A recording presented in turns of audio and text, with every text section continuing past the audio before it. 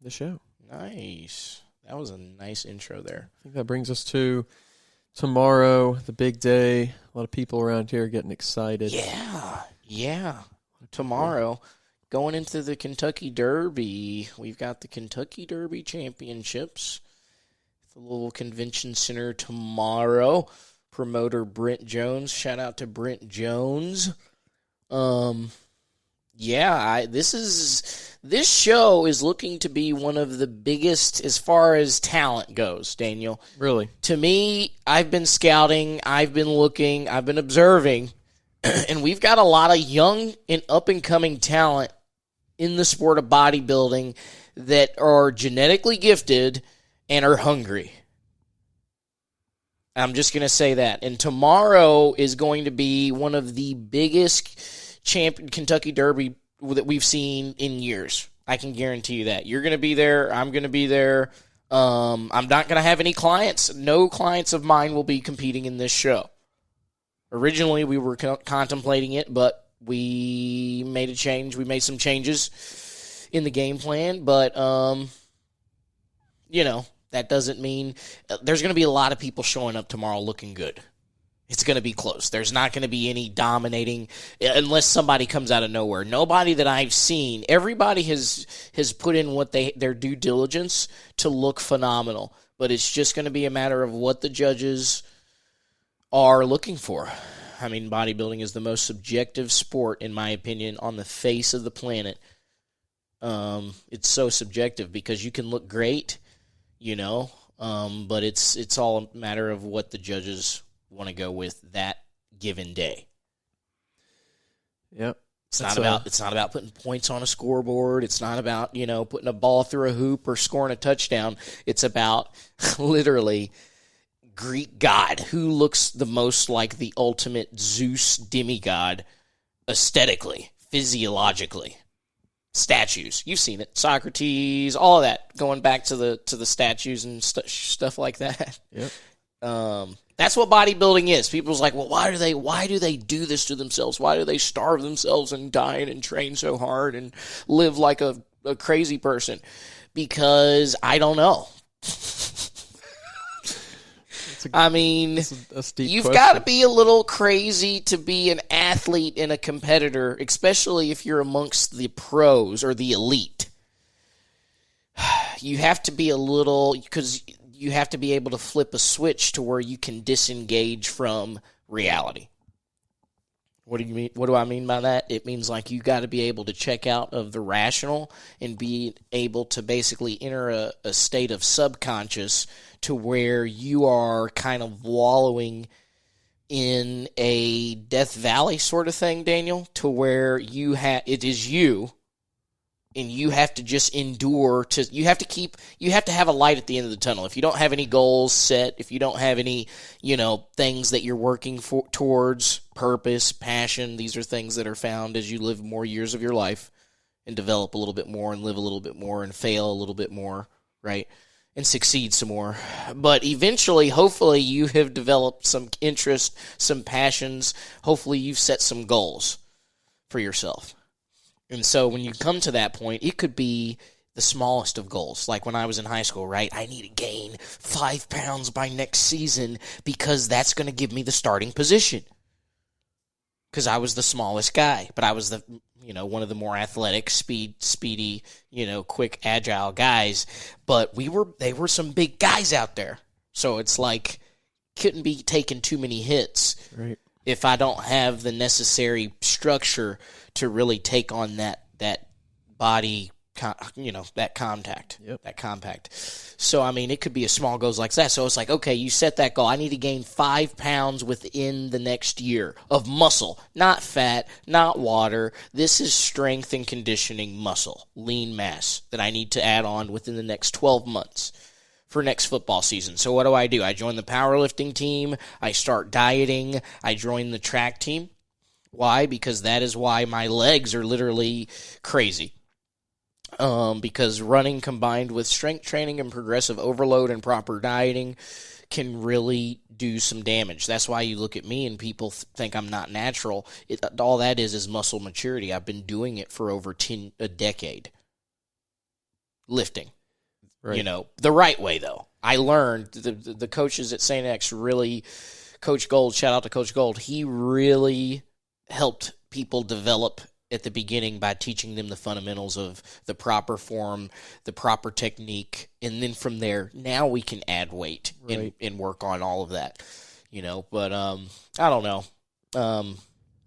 Start setting goals, because these athletes, going back to the Kentucky Derby, when that was all about the Kentucky Derby tomorrow. These athletes know what that feels like. Basically, was my thing. The athletes that you see, the people that make first call-outs, the people that win their individual classes, the people that have came to compete tomorrow, are looking to get nationally qualified. This is a national qualifier. This is an entry-level competition to where competitors that really want to climb up the ladder in the industry as an athlete, as a competitor, are given their opportunity at a show like this. So, they're going to be coming, and this is one of the earlier shows in the season, too. So this is going to be good. I'm excited to see some of the people that I know that are going to be there tomorrow, too. So, your experience with the show. You kind of mentioned it. I have a history with the. You have all the Kentucky shows, really. History. Yeah, I do have. History with the show. I do have a little history with this show specifically. I've competed in this Derby show 2 times. One last year, which is what I qualified to eventually there later in the year get my IFBB Pro card. So this is the show that I did to get nationally qualified. Rewind to 2019, April, I did this same show. Okay? And back then, this show was the first NPC show that I ever competed in. I had already done a few shows, but it was in other leagues, other divisions, NGA. I had turned pro in the NGA, so I was like, okay, what bigger and better things? Okay, let's go to the NPC. These athletes aren't drug tested. They're not natty, quote unquote. We can go there. I don't care. But this is like, okay, how do you stack up against the big boys, Daniel? And I was scared. I was like, holy shit, here we go. Let's see what we really got. So I was 23. Is that 19, 20, 21, 22? No, 22, 23 years old, I think. This was in 2019. Do the math. I don't know. Around that age. That's right. Yeah, it is about right. So I was like, okay, this is my first NPC show. I had been used to winning, Daniel. I was used to winning in these other leagues, but everybody was saying, oh, you're not even, we can't, I didn't have the credibility because I hadn't competed in the big league, the NPC, which is the one that matters, right? You've got the Canadian Football League or the NFL. Come on. It's our sport. Yeah. Don't try to mock our sport. Anyway, no, I love Canada. I love Canada. Let's go on record of saying that. I've got 2 Canadian clients right now. Yep. Shout out to Kyle Wilson. Shout out to Bryce. That's some Canadians on this podcast. You can ask the Canadians, hey, do you all watch CFL? It's like compare. I've actually had a dude from the CFL on the podcast. Really? Yeah. Well, Vic Anderson, St. X alum, went to Louisville. He played in the CFL for a number of years. And came right on back to America, and he's coaching American football now. Is he really? Yeah. Nice. He was coaching for like St. Agnes or something. One of these, CSAA schools. Anyway, where were we? Bring me back in. You were talking about NPC being the league. Okay, so 2019, first debut in the Kentucky Derby Championships. It's hype. I am hype for this, right? I am nervous, but I'm confident at this point because I've done well up to this point. So what do? I compete in novice, which is the beginner kind of division to see and I go ahead and I say, well, if I want to really do this, let me compete in the open division against the big boys and see what we got going. This is men's physique, board shorts, right? So not only, and shout out to Richard Sparks because this is the person who it was me and him back and forth. Me and him dueling. Was this duel? Have you had him on the show yet? Okay, he was on right after you. Was this duel like What? Explain that duel. Was it? Oh yeah, also let's go into before? that. Well, yeah. I honestly, we're good friends now. Good friends now.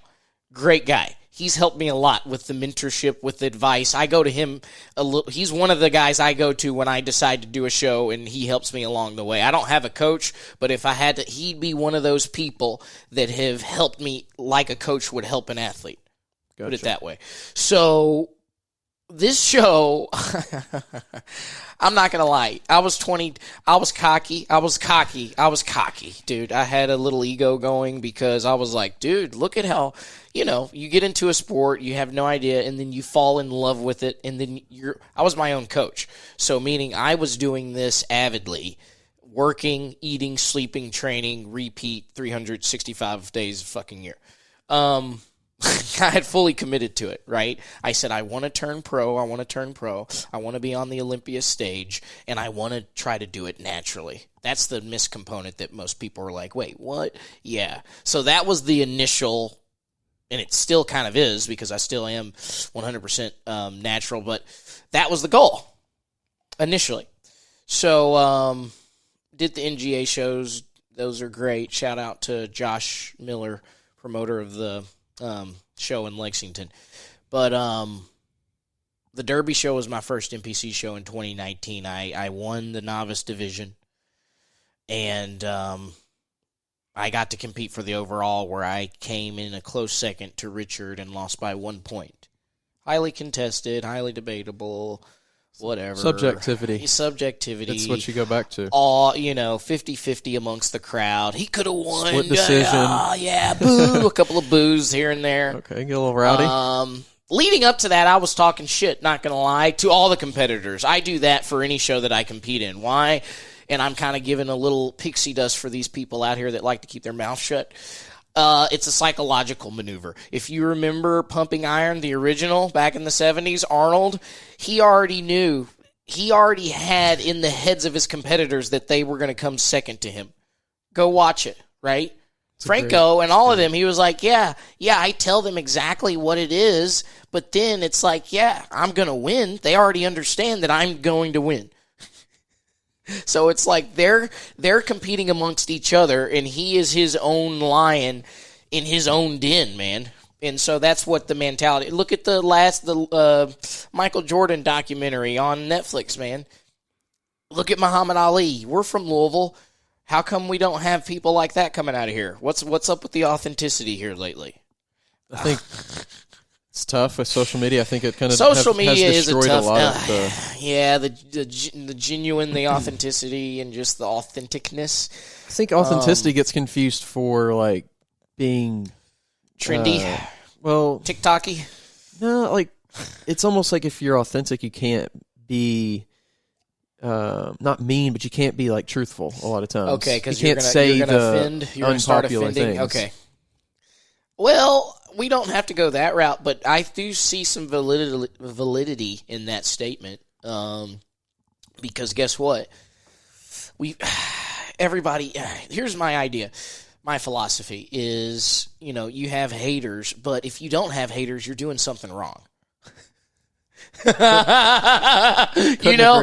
the thing. You don't want to have a lot of haters. Like, you don't want to be hated by, like, the majority of the people. Then you're doing something wrong. Right. But if you're genuinely trying to do good and you're trying to be you and live your life and help and be a good citizen, right?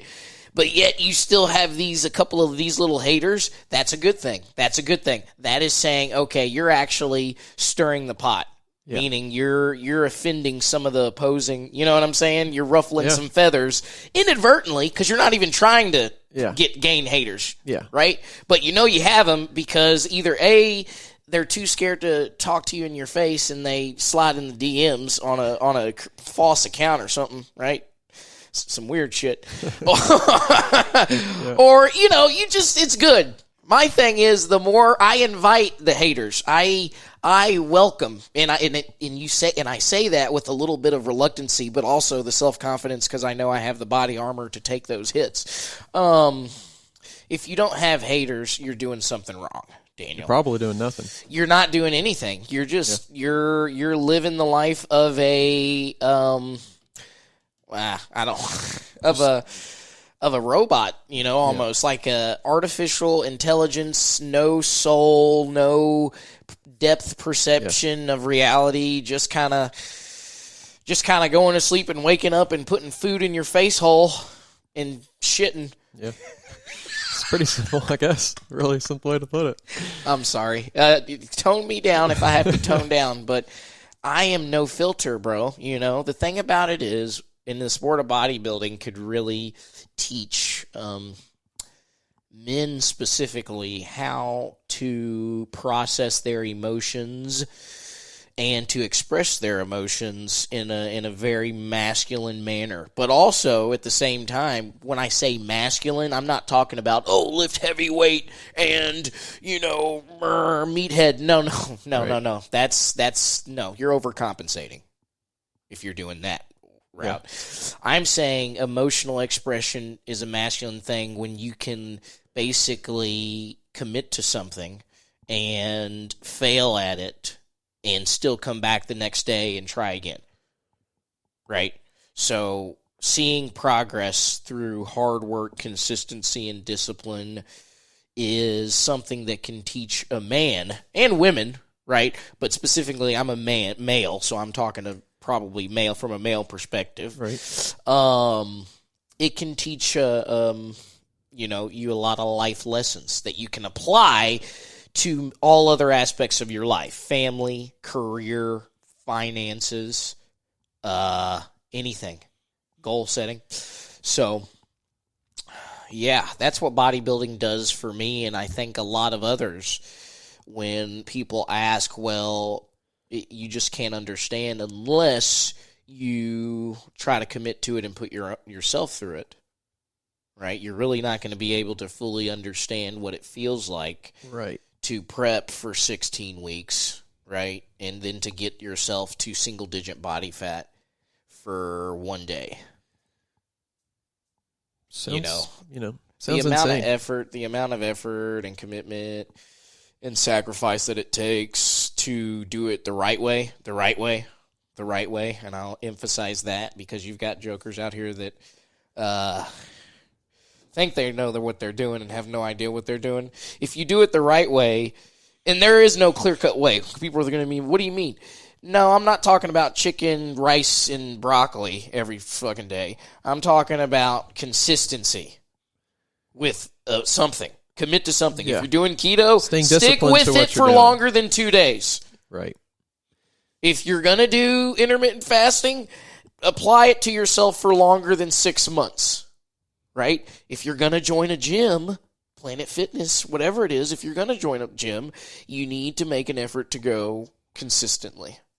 Because then you're looking at yourself and you're not happy with your self-image, your self-confidence, your self-esteem. Why? Because you've lied to yourself. Something. You've either lied to your something. I think, we say we're going to do something, and then are you actually following And that's through? where I come into play, because then you go to my page and you see stuff like, don't be a pussy. You know what I'm saying? Yeah. I am the external motivator. That's what I have gladly accepted at this point. To others, you mean? Who? To others or to yourself? Both. I have to be. I am the only. I have people that are role models that I'm like, they motivate. But it's me at the end of the day that's waking up at 4 a.m. every morning doing 45 minutes of cardio fasted on 0 carbs. Right. Before I have to work a 10-hour shift in a warehouse, lifting and stacking boxes in an airplane that I have to fucking, it's like I have to get, can't even stand up in the fucking canal of the plane, bro. I'm in there just fucking slaving away with knee pads on. This is real. UPS. When I was going to school at Louisville, I did the Metro College program to make extra money. The Army paid for my school, but I was so on top of it because I need money for food. I need money for gym memberships. Yeah. Right? And I need money to live the way I want to live. Right. So I need more money. So I said, I need to get this UPS money that they're just giving out for free. Because I was like, that's what the military is like. Well, let me just go do a job where I work, right? And it sucked. But I look back at those, and I look at like Ronnie Coleman. He was like a full-time cop for like the first 4 Olympias he got. Crazy. Like he was literally going in, doing police shit, like real patrol car shit, jacked. I would hate to get yeah, Wrong talk guy to about, mess with. yeah. Can you imagine that dude getting out of his car and walking up to you? No. I can't even. Like Mr. What do you Incredible. want me to do, Officer Coleman? Good. Yeah, that would be, All right. But intimidating. yeah, you know what I'm saying? I like as a competitor, and now as a, and most people is like, oh, you're a pro now. You're a pro. You're an IFBB pro. That doesn't mean anything to a real competitor. Just a step. It is literally something that had to be done, and it was delayed because of the pandemic. So I was already pissed. I was like, fuck, I should have had this pro card in 2020, bro. That's 2 years gone. Right. Wasted. So I was like, damn, it's about time. Yeah, I'm pro now, finally. Fuck. Took freaking forever. Excuse my language. We can bleep these out if we need to, these F-bombs, but we're spewing. Sorry. That's what the Army did to me. No, we're good. It's authentic. Yeah. If they don't like it, they don't have to listen to the damn show. Absolutely Turn not. it off. That's right. Anyway. Yeah. No. So where was I going with that? So we were talking about the rivalry, or the what we call it, whatever it was, kind of the beef or whatever you want to call it. A little. With Richard Sparks? Yeah. Oh, yeah. Well, I don't know. I just like creating turmoil because it gets in their head, and it gets in their head. So what we did was Richard Spark beat me on that day, but 5 days later at the largest national show in the country, the North American Championships in Pittsburgh, Pennsylvania, right? Pittsburgh? Right. Is in Pittsburgh. Pennsylvania. Yep. So, Go Steelers. and shout out to Ben Quill. I've told this story so many times. He's the one that did it. He saw something in me that day at the Derby, and he said, you need to compete in this show. I'm like, dude, it's 5 days from now. It's next weekend. I'm not big enough. I'm not ready. What are you talking about? This is the biggest that everybody's going to be there. And I just got my – he's like, yeah, you're coming with me. You're riding with me. You're going to stay in my hotel room. I'm going to coach you. Don't worry about it. As long as you can pay the registration, you're going to compete in this show. I was like, what the fuck? Who are you? I'm meeting you today. I don't even know who you are, Ben. But that was a divine intervention, pal. That's where you don't let that shit. I was like, what? Who is this? I've got to make adjustments. I had just started training at the personal training gym. I was like, dude, I can't. I just got this new job. I got my NASM certification. I've got to do shit. He's like, well, okay. He's like, you come to me if you want to go. He's like, because if you really, he's like, this is what it's supposed to happen. You're going to have to make some sacrifices because you have the ability to do something good here. So I went home and I thought about it, and the next day I was in the car with him. Next 2 days, it was like 2 days, I had to go to the grocery store, and he did my whole plan. I got tilapia, I got all this shit, prepped it up, had the cooler ready. It was like I was still at that point. I had some roommate in there, and it was just crazy, right? Because I'm running around like a madman at that point. I'm like, I don't know what's going on. A lot of fun though. But it is. It's a journey. It's the journey. Because it's like I look back at that now, and it's like, would you change anything? No. And if I could go back and do it again, I would do it again. Right. The same exact way. No changes. Yeah. Same mistakes. Made some big mistakes. Big mistakes. We might go there later. But wouldn't change anything. Because every component you realize, oh my gosh, that was supposed to happen because that taught me this lesson that was prepared me for this chapter later on down the road. Because if that didn't happen, if I didn't fuck up 2 years prior to that, and if I didn't lose 10 pounds of muscle during COVID, I wouldn't have had the work ethic to get back to the point of which I was 6 weeks out of doing the show that I did before the pandemic went off. And went into a manic state of depression, went on unemployment because I couldn't train because the gyms were closed, was working at the fucking grocery store, Meijer, in the produce section.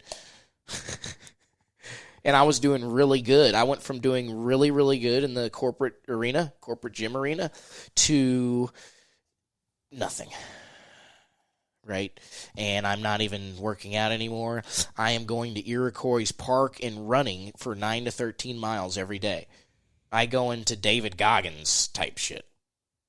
That was my military that kicked back, the survival instinct, because I was like, well, shit, if the gym isn't open, I need some sort of physical release, exertion, right? And you're a runner, so you understand. So you understand exactly. I had to revert back to that because that was high school days too. And I was like, well, and then turns out, with running, that doesn't promote any type of muscle gain at all. It actually promotes losing muscle. Lost 10 pounds, withered away. I was shredded, okay, woohoo, but I was nothing. I was a runner. Looked like a runner. So I had literally developed to where I was doing that. I was hiking. I was doing the David Goggins shit again. I had done that before. The CrossFit almost. Not so much CrossFit, but just doing gladiator shit, right? Indoor obstacle course training, all that type of shit. And came out of the pandemic when the gyms opened back up, and I was like, okay, do I give another go at it? Do I give another go at it? Do I give another go at it? Because Lord knows I wasn't done when it ended, because it was an uncontrolled factor. Right. And that's what these people need to know out here. These competitors for tomorrow, or for any competitor or anybody that's considering wanting to get into this sport, you have to understand everything will be going good, and then when you least expect it, adversity is going to inflict. It could be extreme, it could be minor, but it's going to be a game changer, and you're going to have to make a decision. You think that's a lot of time, like for a lot of people, that's going to be tomorrow in a way? For as far as there's only going to be a few people who win. I think everybody, not everybody, a lot of people are going in expecting, maybe this is my chance to do this, this, and this. What they've got to understand is if they've done everything that they could have possibly done leading up to tomorrow, they can walk away a happy man, a happy woman. You've got female competitors too, a happy athlete. If you've done everything that you could have done to get to where you are at tomorrow when you step foot on that stage, then first, second, last, you've got to be happy if you know that you did it the right way. And that is whatever way that you, your coach, what you game planned, obviously you're going to critique and you're going to realize, okay, well, next time I'll do this differently, I'll do that. That's why you compete, because you analyze. Yeah. These people, you can't be perfect. You're not going to be perfect, but that's what we're striving to be. This is literally a mock, right? Just of us trying to look as much like what we think is perfection as possible as humans conceptually, and that's visuals, that's optics. Let me look at you and see how aesthetically great you look, right? And they can convolute that and say, well, that's also in the Bible because it says we're created in God's image. That's all of it encompassing. That's soul, spirit, all of it encompassing, right? But if you want to go physiological too, some people believe that as well, right? It's an anatomy chart. Looking at an anatomy chart. Right. How are we designed, and how can we alter the design? It's like cars, right? All of them have a freaking engine in it and run and operate and function primarily the same way, but you could have a fucking truck, you could have a sedan, you could have a Kia, a Ford, American. So it's like that's the same thing with the body. And if you don't put the preventative maintenance on the body, Daniel, just like you get your fucking oil change in your car, it's going to shut down if you don't. So if you don't go to the gym, if you're not putting the correct fuel in it regularly, you're going to see some shit happen. Unless you have a genetic predisposition or a chronic. But even if you do, if you're on top of it, you're 9 times out of 10, you're good. You know what I'm saying? So it's like, think of your body as your fucking vehicle, because it is. Longevity. I stretch people, so I hear these stories every day. Oh, I used to be able to do this, or blah, blah, blah, blah. I've been wanting to get back into the... Well, what is keeping you from doing it?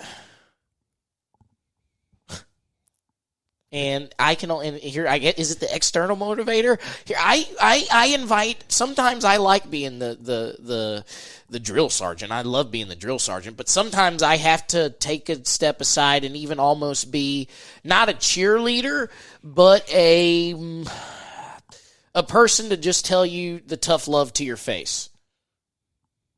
You know, because sometimes it takes for a person to hear they know the truth, they know it, but their friends and stuff are too scared to hurt their feelings and shit. No, sometimes it takes for a motherfucker to hurt your feelings for you to be like, damn, he's right. All right, let me get my lazy ass up and join the goddamn gym because I'm a fat piece of shit. You know what's funny? When you said that, it reminds me of a story actually on the podcast. What? Jordan Adams kind of had that same story. Really? Yeah, he said his girlfriend left him for some other guy. Oh, no. No, Jordan, no. Well, see, sometimes that's what it fucking takes. Because what Jordan is, well, here's the thing. I might not be able to win her back, but I'm going to get my body into a state to where she's going to want me. Even with that, she's going to want to dump him and come back to me. And every other girl in this state, right? I won't even think about you because every other girl's going to want everything there is to know and there is to offer. You know, Ric Flair style, Nature Boy style. And that's some crazy shit. Anyway, no, but sometimes it takes, let's reel it in. This is great.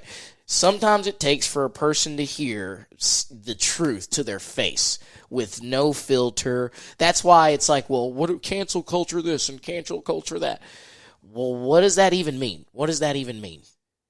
I don't even know what that means. Because what is there to cancel if all you have to do is just not listen to it? No, I think everybody's so tuned in to what everybody else is saying. I know. And if you just unplug from it, like... Just unplug. Well, no, actually today I had this thought around that same thing. I was like, I think when it comes to like having that inner peace, I think it just comes to like turning off almost like turning off all your senses. Yeah. You know? Yeah. Don't look at anything else. Don't hear anything else. Don't feel anything else. You know, you can still care about yourself. Yeah. You're giving yourself time to think about absolutely nothing. Is what you're getting at. Because if and it could just be 5 minutes out of your day, it can be 10 minutes out of your day. I used to do this more in high school because I don't know, I was going through, I don't know, the hormones, everything. I would just take 10 minutes out of the day. During school, we had like a little, I don't even know if they allow the kids to go up, but the library in the chapel, it had an upstairs loft, like little pillows, fucking relax. The sun came in. It was great. And I went in there for 10 minutes out of a day, usually either during study hall or during lunch or something. And I would just literally just think about nothing for 10 minutes, set the timer, close eyes. It could be anything. You could do that was my form. But it has to be where you're not thinking about work, you're not thinking about your bills, you're not thinking about fucking goals, you're not even thinking about your goals.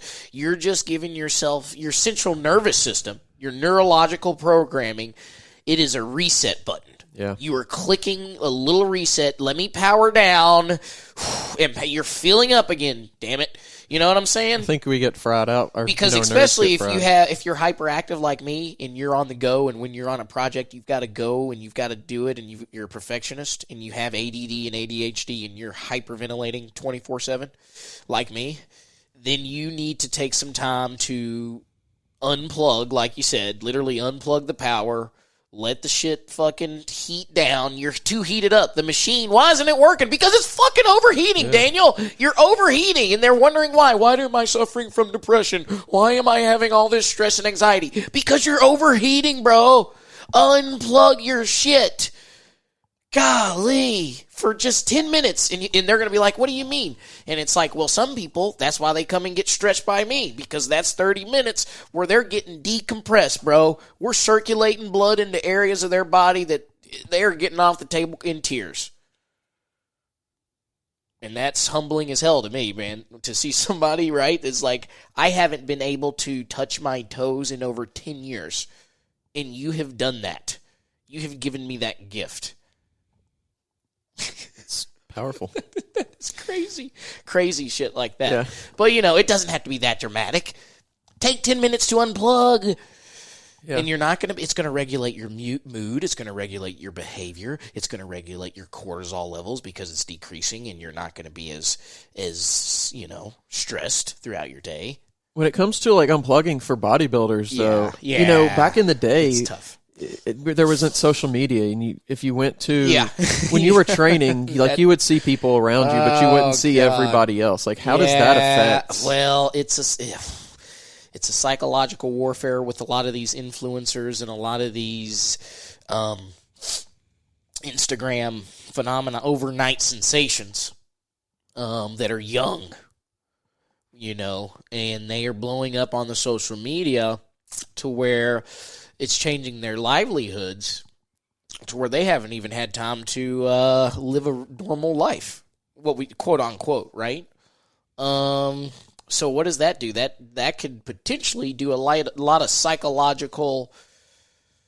It could hurt someone developmentally, because you're at a young age, you are now being glorified for your appearance, and some people can get overly consumed by that in almost in a detrimental way to where it can be harmful to their mental health, to where they make poor decisions because they're too concerned about looking the best too much. And that's where the body dysmorphia can overtake someone and they can get a little bit overconsumed. So you have to be able to balance it. And if social media, you got to have a time management when it comes to that, prioritization. So with me, it's like I'm on that 24/7, but then again, it's like, okay, when I'm on it, I have to make sure that I'm being productive. And I'm using it more as a tool versus anything else than that. But for the influencers, it's tough, man. This was something that I was thinking about the other day because I've coached some of them, and I've met a lot of them. And I'm not going to name any names, but some of the ones that are really, really the primary trending influencers now are some of the ones that are struggling most mentally because there's such a high demand for their content at this rate with the social media, TikTok, Instagram, Snap, all of it, to where they're not able to live. They're not able to live, Daniel. They're waking up and they're recording content 24/7. They're going across the world collabing with other influencers. And to the outside world, it looks like they're living large. It looks like they're doing it big. It looks like they've made it. They're living the dream. Especially when you tie in the fact that if you're not doing it from an authentic point of view, you never have any time to be authentic, because you're always on camera, so you have to have this they get caught up with the money because they are. I respect that grind. I respect the influencer grind because it's just as much of a grind as it is prepping for a show or being a competitive bodybuilder. It's just a different stratosphere. It's just a different element. Mm-hmm. It's a different niche that they're dominating, right? But you've got to be – it's the same thing with bodybuilding. You've got to – bodybuilders take breaks. They take breaks to be able to reprogram. If you're an influencer, you've got to take periodic times to separate yourself from that. Because it's just going to consume you to a point to where, again, we talked about it, touched on it earlier, you're just going through the motions at that point because you're now programmed. You need to, replace the hard drive every once in a while, replace the software every once in a while. Same body, you're just changing the element of the way you think. You know what I'm saying? Right.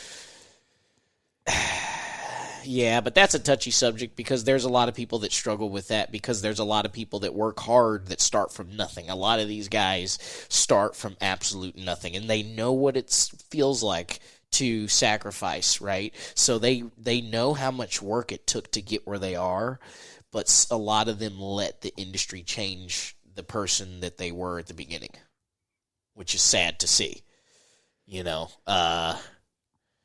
A lot of these guys come into the industry, come into the sport, very authentic, very genuine, wanting to progress, and then they get that clout, they get that fame, and then all of a sudden goals change, money starts coming in, opportunities, other options start opening, so they're making different decisions, which is normal. But it can change the character sometimes for bad, right? They can start being a little bit more caught up with the ego, a little bit more caught up with the clout side of things, get a little too full of themselves to where they're not understanding what's going on and that how much of an impact that they have, how much of an influence they actually have. So they start making poor decisions and, whatever happens and mistakes and, that's when the journey really begins, honestly, right? That's when the journey begins because a lot of these guys, they have gifts. They have gifts. They have God-given talent they have. Right. But they get so caught up with wanting to do it themselves, wanting to call their own shots a lot of times to where, either they're, I don't know. It's just you can start to see it changing now. We're kind of coming around a curve now to where the Gymshark is kind of fading. Yeah. Gymshark used to be the fitness, everybody. C-Bum leaves them. People are leaving them. They're starting to fade. We're starting to see this. Yeah. Because why? And I'm not going to talk bad about these brands because they're great. But they don't keep up with the wave. Yeah. They think they're too big to fall, to where they're just like, oh, we have the best athletes. We've got, nobody else is even coming. But, I don't know. You have innovators that come into the game, other brands, other people, other things. And, I don't know. So, I mean, it's just like Blockbuster, I think you remember? Yeah. And Netflix came into the game. Blockbuster was laughing at Netflix like nobody's going to want you to send DVDs to their house. Nobody's going to want to stream, they were, and all of a sudden they're bankrupt. You have Amazon who's sending books to people, it's just like, but they devolve with the Barnes times. and Nobles, and all that. They evolve with the times. So, I don't know. You have to. You're remaining authentic, but you're keeping up with the development of a lot of things. Technology, just evolution, and everything.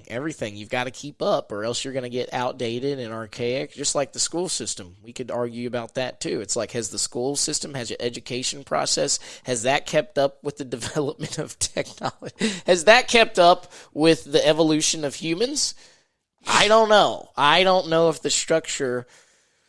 I don't know. That's a highly debated topic too. You know what I'm saying? Has it become more of a business now than a method of educating?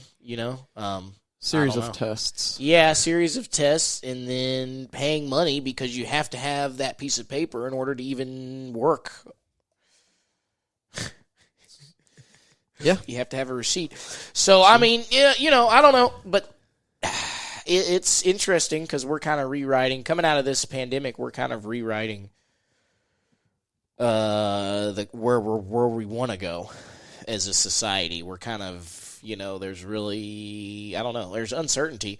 It's not a bad thing to have uncertainty because you could have leaders come into the game to really create another epic, journey for a civilization. But I feel like there's been so many, I don't want to call them influencers, but non-politicians, non-traditional leaders who have kind of come out of the last 2 or 3 years, just, they were probably big before, but they got their opinion became more respected. And, just thinking people like Joe Rogan, for example, like Elon Musk, I mean, Jocko Willink. Yeah, I mean, these people, and even if you're not a fan of these people, the reason why they have grown so much because they have, I think they have remained, whether you agree with their opinions or whatever, political, whatever, they have remained true to what they've said since day one. Right. They've remained true to their authenticity. They've said, I mean, if you listen to stuff that Joe Rogan says now, he said it 15 years ago, he said it 20 years ago, he said it 30 years ago. Right. So why don't people apply that logic to politicians? Yeah. Well, I mean, if you want people who they vote for. Yeah.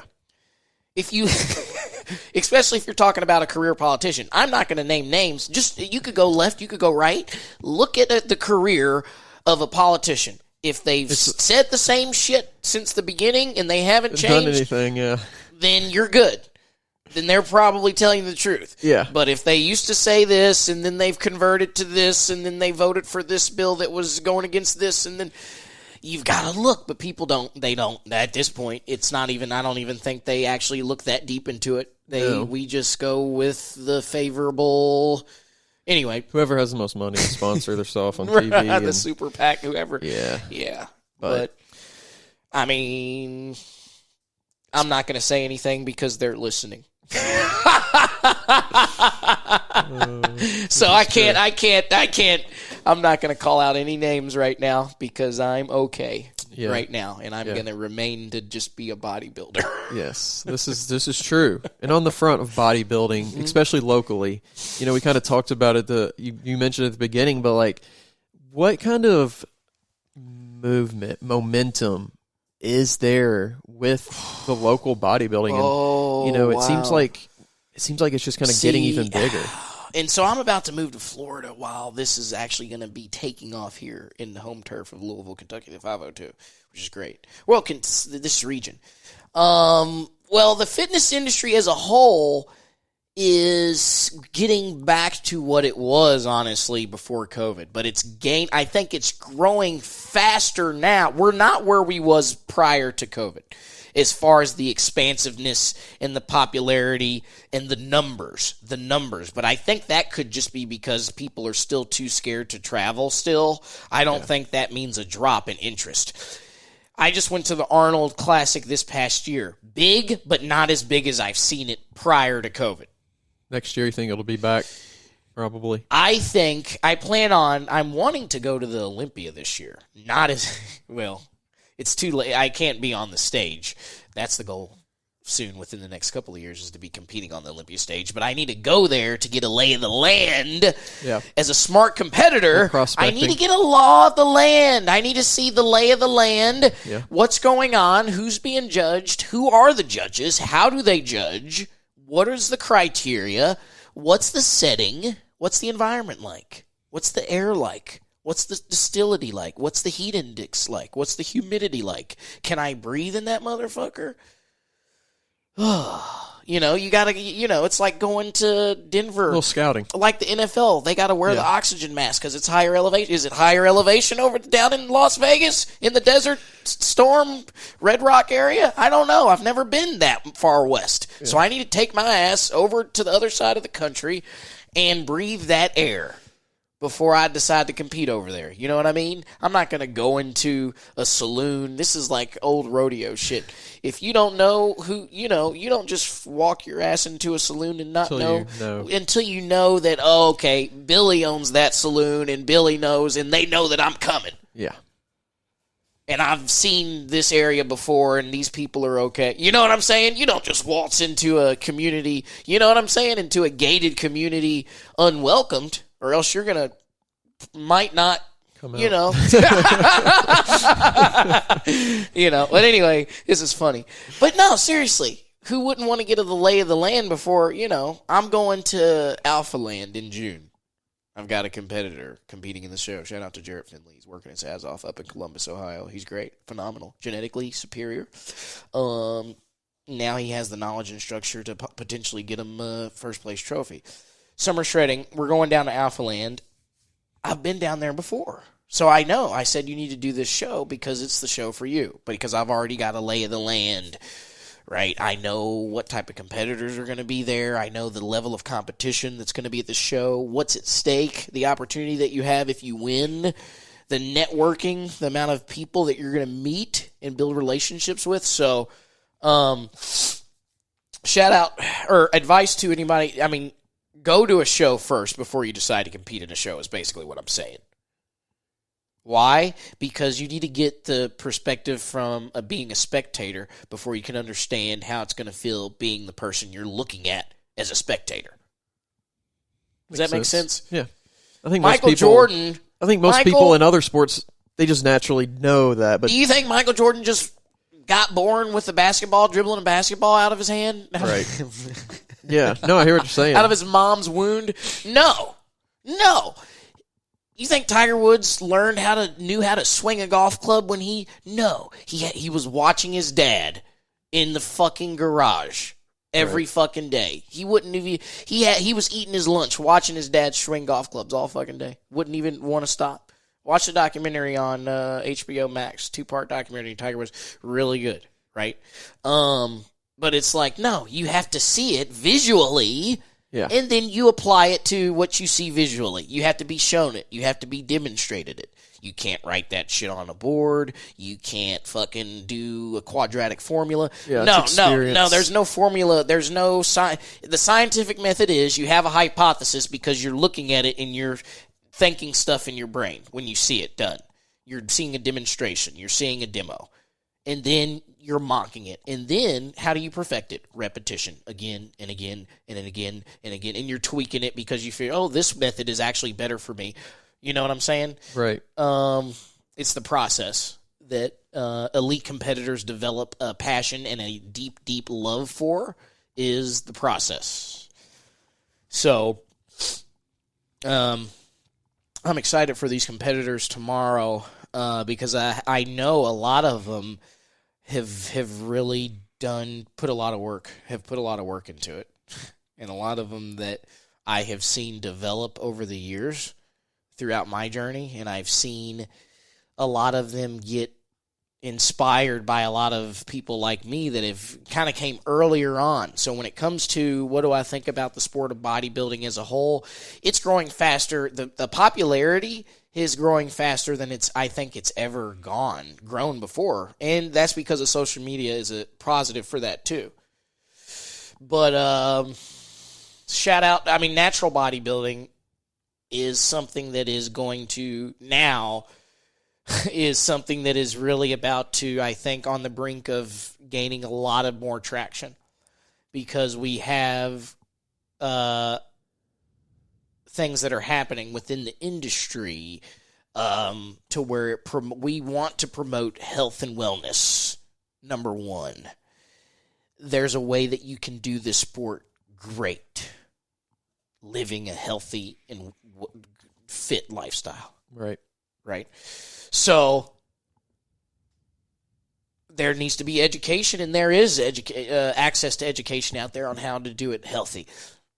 Dieting, training, everything. Supplementation, everything. But when it comes to natural bodybuilding, and the reason why I think it's just gaining popularity is just because it's a new way for people to push their genetic limit. And it requires a little bit more patience. Yeah, it requires a little bit more patience, a little bit more time. But it's like what do you want? Creamer in your coffee? No sugar, dark, decaf? How do you like your fucking coffee? Cold, warm? Who cares? Natty, not. I don't give a fuck what you are. I just know that that's what I am, and that's what I'm doing because that was my goal. You can like it, you could not. Why wouldn't you like it? I like your goal. You want to be Mr. Olympia? Let's do it. You can do it. And you can do that, because everybody makes sacrifices when you do this. And that is that is honestly what you have to do to succeed in life, is make sacrifices. Right. If you're not making sacrifices, if you're not taking risks, again, this goes to, do you have a computer chip in your brain, Daniel? Sometimes it feels like it. Yeah. The thing that, what's his name? The Neuralink. Yeah. Elon. No. I'm good, Elon. I'm good. All right. No way. No fucking way. But then again, we say that now. But say this in the next 10 years. And this is something that maybe already be under the wraps. They develop some type of technology, some type of something that can basically extend your life for another 20 to 25 years, maybe more. If it even extend your life 5 years, 10 years. Yeah. Now we're Depends talking what the motivation is what you're saying. Yeah. You don't want to be a robot, but if you can extend a healthy life, if I can sustain my career as a bodybuilder because you've developed a safe or a type of technology, you've developed something, I'm considering it. Yeah. But that's far-fetched. But you know what I'm saying? That's how fast technology is expanding, is accelerating. It's progressing. So we could wake up in the next 4 years, maybe sooner, to where they've developed or discovered something to where this can now do this. And I'm just going to be there like, wow, man. I'm not talking about the stuff that we've already done for hundreds of years that we already know. Or we've done that we already know. I'm not talking about the stuff that we already know that people are doing. Yeah, it's just kind of like coming back. Yeah, I'm talking about new stuff. I'm not talking about stuff like SARMs. No, because that's derived from shit that we already know. I'm talking about some game-changing, army robot shit. iRobot shit. Because we're on the brink of a lot of that. We're talking about putting people on Mars, bro. Civilizations. Yeah. First bodybuilder on Mars. First bodybuilding show on Mars. Oh, dude. Now you're talking. That's like stuff that you would see in sci-fi movies. We're talking sci-fi movie. Just at that point. People are living on Mars, and then now there's social media that connects us to Mars. Now we got to deal with a whole nother planet where the people. Well, get this. The reason why we haven't.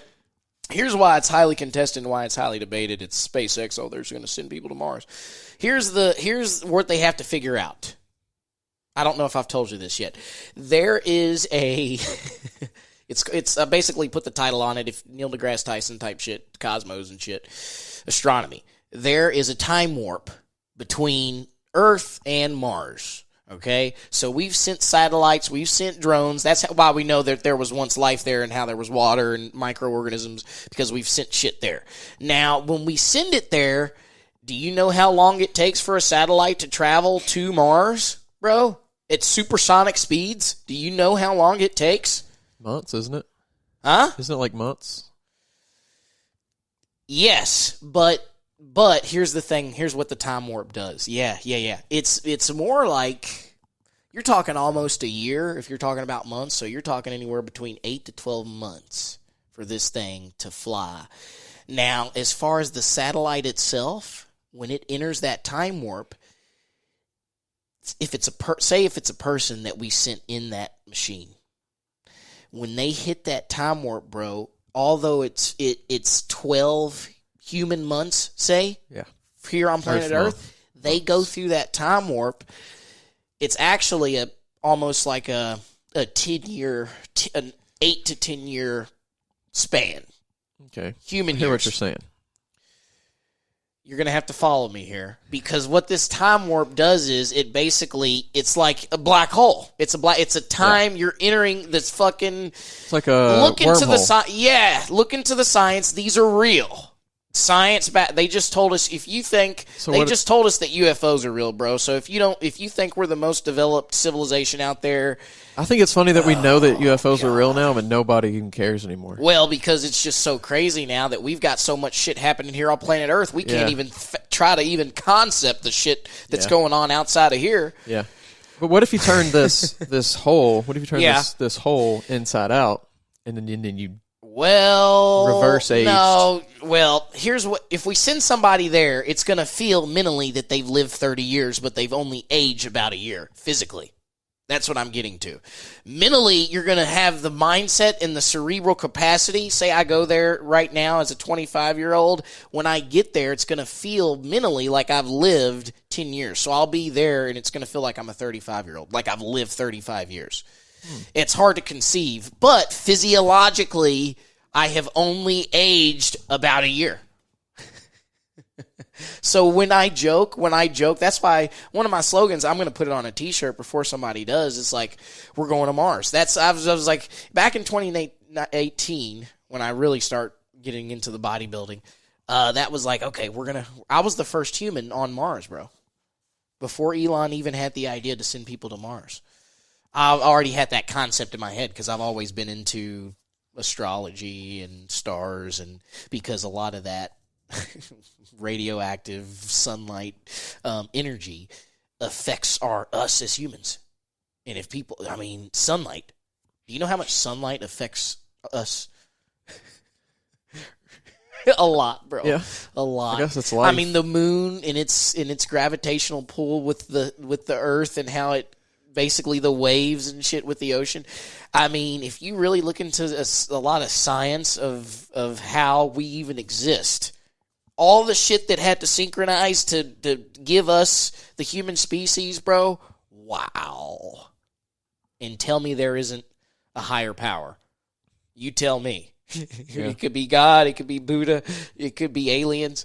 But if you think that that's not divine, that's hard for me to even consider you a human. Are you an alien? He needs sugar water because he is an alien in a human's body, and we know this. That's how we identify him. You know what I'm saying? Okay. Is Daniel. I just want to live off photosynthesis. I'm going off.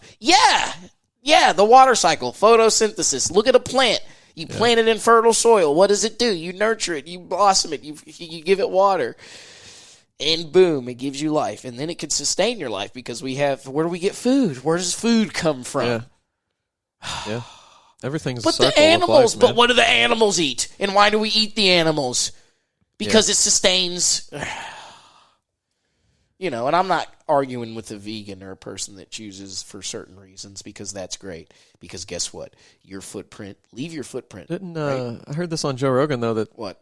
I think it was Joe Rogan, maybe somebody else's, but the... what it takes to, like, how many animals are killed during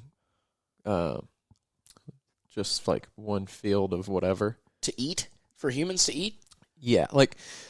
So he was given some crazy numbers off? Crazy numbers of like how many animals are actually killed. You know, the amount of, I can't remember what all the numbers were, but it was just crazy. Some people, I guess, will sympathize to that. The like for the people that are vegans because they don't want to kill animals, right? But then the amount of animals that are killed in the process of farming, you know, in the process of just doing your normal stuff, of just what's the tilling and tailoring the land. Yeah. All that. I know. And even to preserve it, if you don't, it's still going to kill animals. Yeah. Their tofu that they fucking grow, you know how many animals has to be killed to harvest the crop that you're doing to sustain from eating meat, and you're still killing animals inadvertently. Yeah. Golly. But see, it's okay. Hey, it's if you want to eat vegetables, you can eat vegetables. Yeah, I don't care. I'm just do it. And if you're thriving with it, then thrive with it. I'll tell you one thing. I'm just not a fan of how people are just holier than don't meat do eaters. that. Don't come Bible thumping to me about I'm killing and I'm going to get cancer by eating an egg. Yeah. Do you over there? Yeah. All right, and I'm going to do me. If you want to present your argument to me, I'm probably not going to even be receptive to that. But hey, I'll give you the time of day because I like to be entertained. So I'll listen and I'll observe. And here's the thing: why wouldn't I judge? Because everybody judge. Oh, thou shalt not judge. But we have free will. So if somebody's presenting an argument to me, obviously they have an opinion about something, and I already have a preconceived notion about it. So if I'm presenting a foreign substance, and you're trying to put a foreign substance into my solvent and make it a solution, you've got to come at me pretty expansively to even get your solvent into my covenant, my ark, to even get into my Indiana Jones, bro. Ark of the Covenant. I mean, they show us these things in movies. And it's beautiful because it's art. It is, dude. Star Wars, all of these things. It's literally them telling us what is happening to what we do as humans and how we live. Lion King, right? Same bloodline, but you got a good bloodline and you got a bad bloodline. Yeah. Come on. Hatfields and McCoys, right? We're from Kentucky. Yeah. But see, those are the stories that you look at and you're like, wow, those are good-ass stories. Yeah, but that's what it is in real life. Just exaggerated.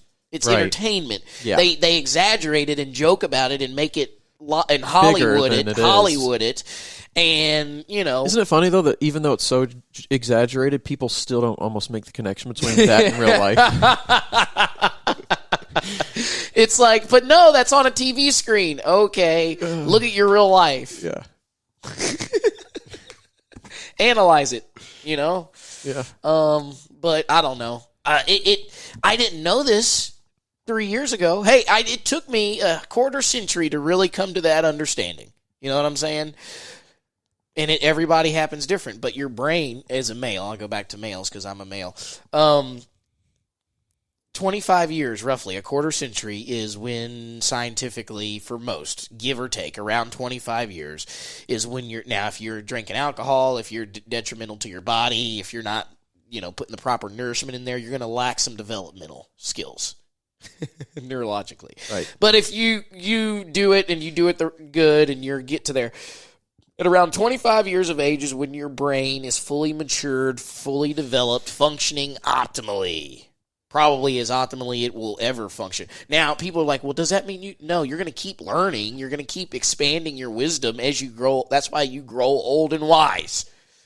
Well, hopefully you do, and you don't, Yeah. But around 25 years is when you fully matured to where you can basically interpret things at the fastest rate now. Right? You can look at something and interpret it and analyze it and be able to break it down as to where when you were 18, you didn't understand because you just hadn't lived long enough. Yeah. Things were still going pretty quick. Yeah. And life's happening and your chemicals is still imbalanced. You're still imbalanced. You haven't even properly gotten to the optimal state yet.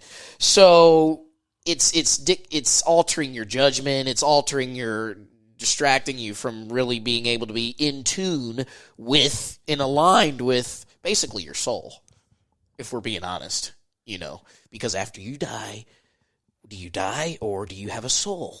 Do you have a spirit? Do you have a soul? So it's like the physical, if you can believe whatever you want to believe, but if you believe you have a soul, a spirit, do you think that dies with your human form? I do not. Right. I will go on record of saying that. I think other things, right? Yeah. But as far as what you do in the physical realm, in the material realm, in the secular realm, can pretty much predetermine the outcome of probably where that soul ventures after your physical form has died off and your body's in a coffin. Yeah. You know what I'm saying? But anyway, we won't go there because that's a whole nother topic. Let's reel it back into what we were talking about, Daniel. Okay. Bodybuilding. I like throwing that. You like how I take you for a journey, and then I'm like, okay, reel it back in, man. See if you can find where we casted that hook line. It's out there. We were talking about this show in Louisville bodybuilding. Yes. So what's great about it? We've got a lot of young people that are wanting to challenge themselves. Not in the traditional form. Bodybuilding is newer now. But we're going back to the roots. Bodybuilding used to be mainstream. It used to be on ESPN. It used to be in the Olympics. It used to be a culture thing, a part of culture, American culture. And at some point it changed, but I think it's starting to go back there, which is good. And we're starting to see a lot of popularity from a lot of newcomers that are catching on and that are developing that passion for what it is that we do. So you're going to see a lot of these competitors tomorrow that these will be some of their first shows, some of their first, second shows. But they put in a lot of work to get there, and they have major goals in the industry. These are people that want to make their area known about what they've done. They want to leave their legacy, and these are the beginning stages of their journey. And those are the most epic. As a spectator for me tomorrow, that is what I love seeing, because I can say, okay, this guy is going to be a future IFBB pro, potentially even a future Mr. Olympia. You never know. People are like, what? You've got to set the bar high. What do you think the greats set the board? Do you think they were just complacent with qualifying to compete in the Olympia? You think that was good enough for them, for Ronnie Coleman? No, he had to do that. That was a rudimentary thing he just had to do. But back then, they actually had to compete in more than one show a season because they had to requalify to compete in the Olympia every year. Now you've got these guys that just do one show and then they're off the whole season prepping for the Olympia. No, because that's how the sport dies. If we have the elite competitors competing all year round and you're paying them to do it, which now we are starting to see that. The Arnold pays more than the Mr. Olympia for the winners.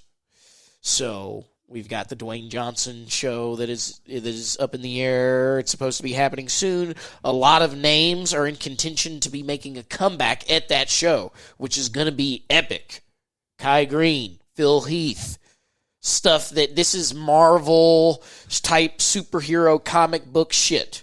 It is, literally, for guys like me that grew up watching Generation Iron 1, and I was a part of that rivalry. Even the Ronnie Coleman, Jay Cutler, even to see those guys still. I've seen the guy this time like 10 times.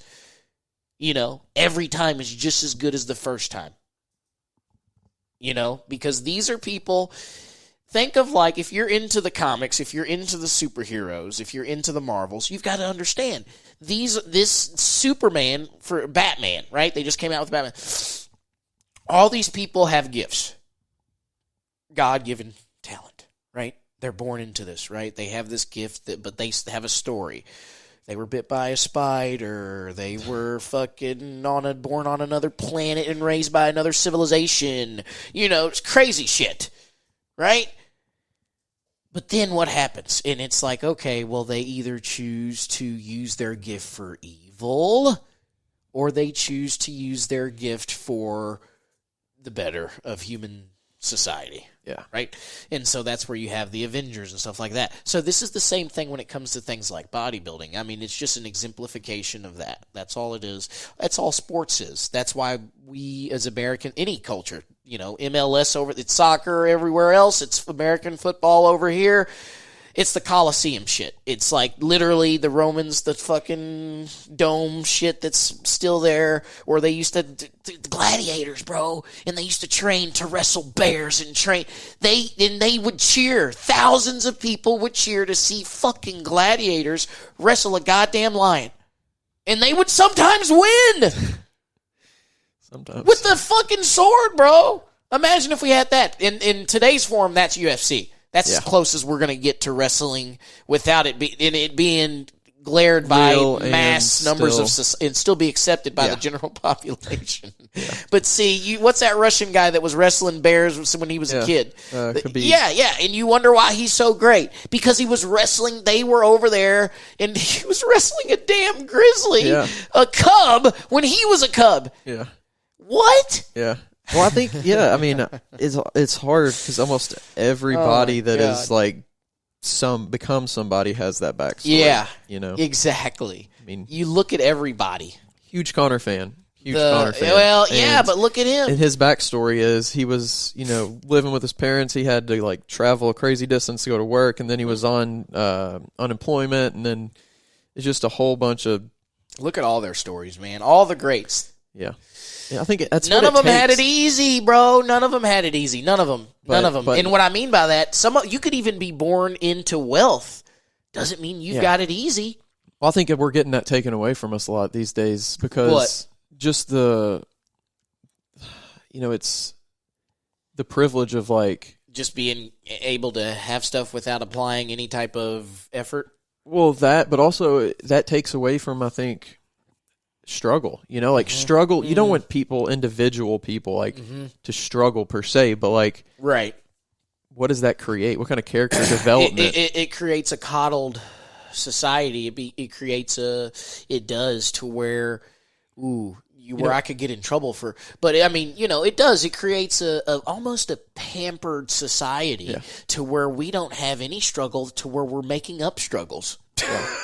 Yeah, it's like you don't see any like hardcore Leonidas is like, out there come these on. days. Because the things, let's go back to history. Let's look at some real conquerors. Let's go back to like people like civil rights. Let's go back to the civil rights movement if we want to go back to something like that.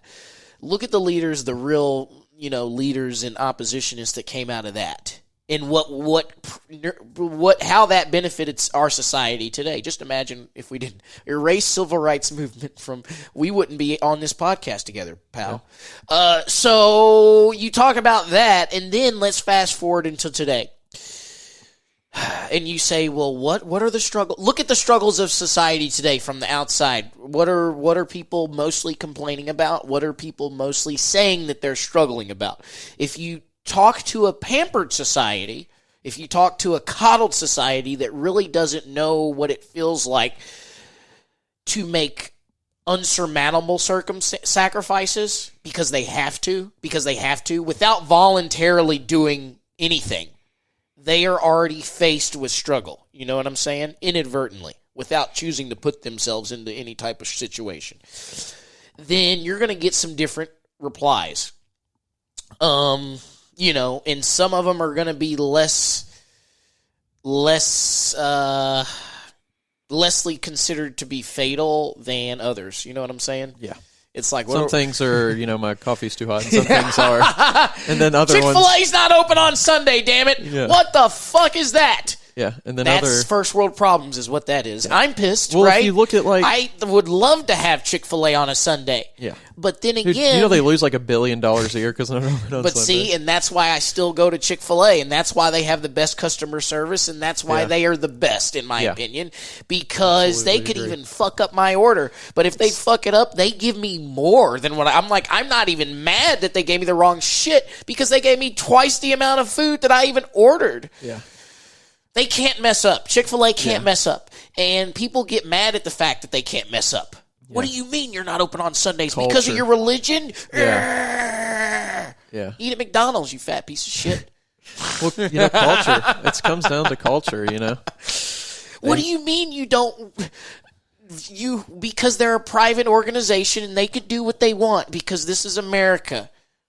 And we have those freedoms. So if you don't want to partake or support a franchise that goes against your morals and values, hey, pal, don't eat that chicken. Yeah. You're not that guy. You're not that guy. You don't have to get in an outrage about it. Because why? Because they ain't harming you, are they? Let them act crazy. Call them crazy. Let them act crazy and continue to make billions. Yeah. Let them act crazy, right? Don't make trouble out of no trouble. That's what that, and see, when you live in a coddled society, that is, you can't stop that from happening. You can't stop that from happening. You're always going to have people getting more offended, over a lot of things. Because that's not, well, who are you? Tell me who you are. Who are you? Do you even know who you are? I don't think you do, but tell me what you think you are, and I'll tell you that. Now we're getting into, I don't want to go there. But how that, I think, interestingly enough, how that applies to something here, and it, is big everywhere, I think, which is the division of a city, a state, a community, when it comes to something as simple as bodybuilding. Right. But why couldn't we all get along kind of thing? Like, what is it? What is it? You're always, unfortunately, going to have an opposition because that goes back to the beginning of our civilization, of humans' development. The Romans, the Greeks, the Odyssey, this one-eyed Cyclops, Grendel, Lord of the Rings, Harry Potter. You always have an opposition. No matter what, because that just goes back. You can even go theological and go to Adam and Eve, right? They were pure. They were innocent, right? And then the serpent entered the Garden of Eden because it was mad at the fact that they had everything. Right. And it wanted it. But one interesting thing I think is, it's presented as good and evil, but it doesn't necessarily have to, in this situation, it's just two different sides of the... it's like... Again, you're always going to have an opposition. You're not always going to be agreed upon by the masses, by everyone. You're not always going to be liked or appreciated. And you could be doing everything you couldn't, you're just doing you. But people are going to look at you, without even you talking, people are going to look at you and judge you, right? Before I even met you, before I even knew, I was like, who the fuck is this guy? You know what I'm saying? That's just a human nature, natural instinct. Yeah. Survival. Yeah. Sizing them up. Yeah, that's all it is. And that's human nature. Go to the Sahara, take a safari into Africa, right? And look at those wild beasts dominate their land and see how they operate against the hyenas and the lions and the giraffes and the fucking albino. You know, you've got a bunch of shit out there. Yeah. And they're hunting and prowling and predators and prey. Survival of the fittest. And that is what we're doing as humans. We just do it more sophisticated because we're so damn developed at this point. We're not rubbing two sticks together, creating a fire. We're not Neanderthals. We have developed over hundreds of years. Thousands, whatever they say, billions, millions, whatever. Since dinosaurs, whatever. But, no, I'm going to size you up. I mean, who does it? Even if you don't try to profile. Yeah. I'm getting on a plane, bro. I'm in an airport. I'm prior service. Come on. What? Come on. Because why? Because that's the way I was trained. That's the way I have been, I walk into a room and I'm looking at which way I would go out if something popped off. But that goes back to military. But, everybody does it to a certain extent. But there's always going to be an opposition. Because everybody if you don't, So is there an origin? Let's just get real specific. Get more specific. Because is there an origin to this divisiveness locally? Local speaking. Oh, well. Not necessarily just in Louisville, but in just the region or whatever. However you want to break it down, get into it. Honestly, I don't think I've been in the industry long enough to make a good... I can only speak since I've really been in it. And what does it feel like? So I'm moving to Fort Lauderdale, Florida. That's what it feels like. Is that enough to say? I'm moving to Fort Lauderdale, Florida because Louisville is awesome and is my home, but it is giving me all that I could get out of it. Now, hey, it is still expanding. It is still growing. It is still adapting. It is still flourishing, but not at the rate that I'm trying to grow right fucking now. So you think most minds are just too small for the gold I'm trying to hit? Yeah. So you think there's a certain level of mindset in this town? I'm migrating because you can only get so high. You can only it's a trickle down when it comes to us. Usually, it's a trickle down. We look at what's working elsewhere and then we apply it. It wasn't always that way here. Now, people like Muhammad Ali that put this city on the map back in the day, bro. We promoted authenticity. We favored it. But now you've got so many different little factions within the community. Yeah. It used to be Louisville. If you're from Louisville, you're one of us. Even how I say it there, Louisville. You know I'm from here. Yeah. I'm not like Louisville. Get the fuck out of here. No, yeah. It is named after King Louis, but if you're from here, you say it because you've said it for so long since you were a kid. You used to say it right when you were a kid. Louisville. Where are you from? Louisville, Kentucky. Miss Wilma, your third grade teacher. What's your address? Louisville, zip code. But then you say it for so long, bro, you just get lazy. Louisville. Where are you from? Louisville. Where are you from? Louisville. Where? Louisville. You got to say it like you've got a bag of rocks in your mouth. That's how we say it. But and see, that's a culture thing. That is a culture thing. That's a community thing. But now I think it's gotten to a point to where you have so many subcultures within the culture, the pre-existing culture, to where it's almost like that gang-like mentality to where you already have the opposition. So we've got to create bullshit just because we're trying to be better. We're trying to be the best.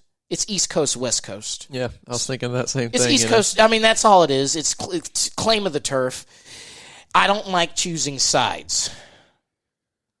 Right? So I go to a new territory where there's a lot of development, more development than Louisville. Okay? Fort Lauderdale is conducive to what my goals are, and it's a not a lateral move, but it's an upward move for the direction that I want to go. Louisville is better for some other moves. That's why we have a lot of people come here for a lot of other reasons too. But when it comes to specifically health and wellness, you've got people here that are already really, really dominating and doing great. household names, the gyms, everything. I mean, it's great. The gym community here is one of the best. We have some of the best gyms in the country, in the world here, right here. The Factory, you've got Everyday Athletes, you've got all these great training facilities. And it's concentrated, highly saturated, and they're all phenomenal. But when it comes to being a cohesive unit and being coercive and being able to go to any gym and be accepted at any gym as a gym goer, I don't know. You know, I tend to just do my own thing and go about whoever I click with, whoever I vibe with. Whoever I don't associate, you know, why would I associate with people that I don't vibe with? Why would I want to do that? So, you know, I feel like Louisville, I got my start here in Louisville. Louisville is the place that gave me the opportunity to really get my foot in the door when it came to this industry, and it will always be my home. But when you try to say you want to affect the masses and you want to influence the masses, you've got to leave the nest, basically, is what has to happen. In order for a bird, a bald eagle, an American bald eagle, to thrive, it has to dominate its area, right? Get a lay of its land, but then when it grows old, what do? Why are they endangered? Because they fly away from the fucking nest. They've got to fly. You've got to fly south for the winter, bro, or else you're going to die and your whole family's going to die. All I'm doing, bro, I'm flying south for the winter for a little bit, all right? I'll be back periodically, you know, family's here. I'll be back periodically, but sometimes you got to leave the nest in order to grow a little bit more. No hate, nothing, no negative, but it's just a matter of growth and being able to bring that growth back to your community. Wow. That's my goal, is, wow, you see guys, the true guys like the Allen Iversons and the Dave Chappelles that grew up in shitholes, that they didn't just leave the people behind. They went out and they made a name for themselves, and they said, hey, guess what, guys? I'm coming back. All of you are getting new houses. All of you are getting money. All of you are getting fucking a hand up. Not a hand out. Not a hand out.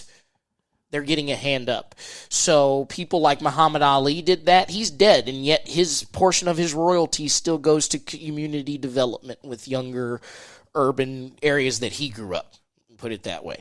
So that's what it is about. And you can only get so big staying in that area. You know, if you stay in the shithole, you know what I'm saying? I'm not calling Louisville a shithole, don't get me wrong. But it's like, if you stay in that place that you were born, you can only build with what's there. You can only build with what's there. Yeah. I want to go get some raw materials from some other great shit that has just been thriving a little bit longer than us. Hey, we already do the shit that they do. They've just have been doing it longer, and they do it better. So let me go find out some shit about that real quick, and let me report back. Yeah, makes sense. Yeah, but see, some people are upset. They would get upset about somebody leaving the nest, you know? But people, that is normal. You know, it's like for your parents, for instance. Sometimes it's hard for people to let go for somebody who's leaving the nest. But the future of the sport in general is bright.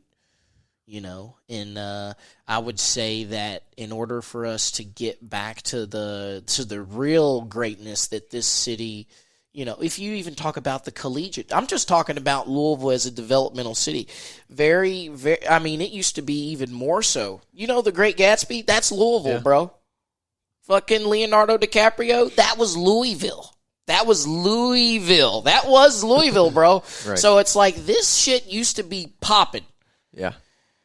But I think it was growing so fast that you started to have that gang-like, that mafia-like. You started to have a little bit of that trickle-down to where people started finding out ways how to cut corners and to really get in there, cut the line, basically, you know, not have to wait in line. And then they got used to not having to wait in line, so shit just kept running the way it ran.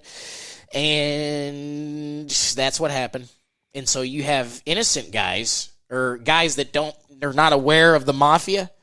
Yeah, the mafia, that's Uncle Jimmy, bro. He's the one that's pushing the papers, bro. I didn't know that because you didn't know. You were just being bred into that society from a young age. Watch the Goodfellas, bro.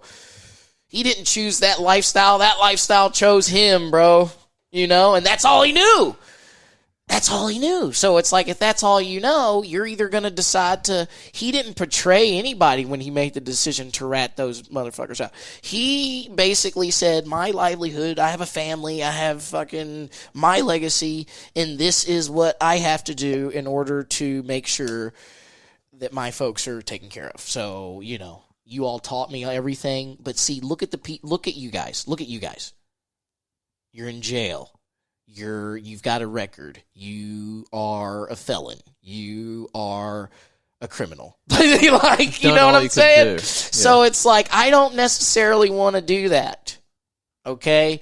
I don't want to do that. So let me go and try to find a way how you all cannot have to do that either. You know, kind of like that. Let me be the example, goddammit. That's what the Goodfellas is about. Let me be the example of, okay, we can still have that cohesion without necessarily going through the back door. Okay. You know what I'm saying? Yeah. It's going to be hard for some people to pick a lot of that up, but they got to listen to it again and again and again to really understand it. If you haven't seen the movie The Goodfellas, that it's very little plug confusing, there. Yeah. It would be. It would be, yeah. It's a good movie. It was a very good movie. Oh, yeah. Louisville's great. I wasn't. Some people will take that and you can take excerpts and say, he's talking shit about Louisville. No. Louisville is just not advancing. It's not at the state. Louisville's not New York. Louisville's not Houston, Texas. Louisville is not Fort Lauderdale, Florida. Louisville is not New York City. Okay? It's growing. It's getting there. It could potentially, you know. But then again, do you want Louisville to be that big? Right. Would I want to stay here and see Louisville? Because then are you sacrificing authenticity at that point? How come we don't produce people like Muhammad Ali anymore? Is it that we've outgrown ourselves? Is it that we've gotten too big? Like, you know, look at college sports, bro, the Darryl Griffiths, and we've got Kenny coming back. I'm excited about that. Louisville, shit like that, bro. Yeah. If you're a native of this city, how are you not going to get back behind, you know, that's like Denny Crum shit. Greatness. We don't need a pro team. Why? Because we got the University of Louisville, bro. And We've got Kentucky. We do. And that is our rival. We don't need no pro teams. We don't want them. Louisville FC. Okay, that's soccer. But guess what? Collegiate sports still brings more money in than that yearly. Right. Coupled with the Kentucky Derby that's coming up here. But we've got one of the better premier collegiate sports programs in the nation. We're a college town. We're a college sports town. And this show coincides with a lot of collegiate. There's going to be a lot of collegiate-aged younger people, adults competing in this show. So that's the good thing about what this show is, and why we're promoting it is it is not outdated. It is literally growing again in a newer, fresher, more vibrant manner, right, than it was a few years ago. Yeah, that's what it feels like. It feels like there's so much youth in it. It is. Do you see, what do you see as far as like takeover, specifics of, do you see any what on the horizon kind of people that Kanan Kroom. Yeah, my client that I just coached in the NGA show, Josh Miller show in Lexington and Rupp Arena. He's going to be a force because he's just genetically a freak, and his proportions are insane. You've got Xavier, men's physique guy, being coached by Ben Quill too. These are young guys, younger than me, you know, and so, and you got a couple of other guys coming to the forefront. I could name names, but here's the deal. I'm going to be naming them tomorrow, and we're going to be seeing it happening before our own eyes. It's going to be, it's literally, it's a passing of the baton happening tomorrow, basically. A lot of these veteran competitors, household names as far as coming out of this state, that have reached the penultimate of how far their genetics and ability will take them. Let's be honest. A lot of them are either trying to maintain the longevity of their career, right? They're not necessarily making strives to continue to progress. I could name a few, but I'm not even going to start naming names. Most of the veteran competitors are done. And that is why you see a lot of them coaching these competitors that we know that are going to be competing tomorrow, because they understand in order to keep this sport thriving, in order to keep this sport alive, we have to pass down the knowledge, the character traits, the discipline, the everything. And some. So why do I choose to coach? Because I get more out of seeing my client Kanan win his show than I did when I got my pro card.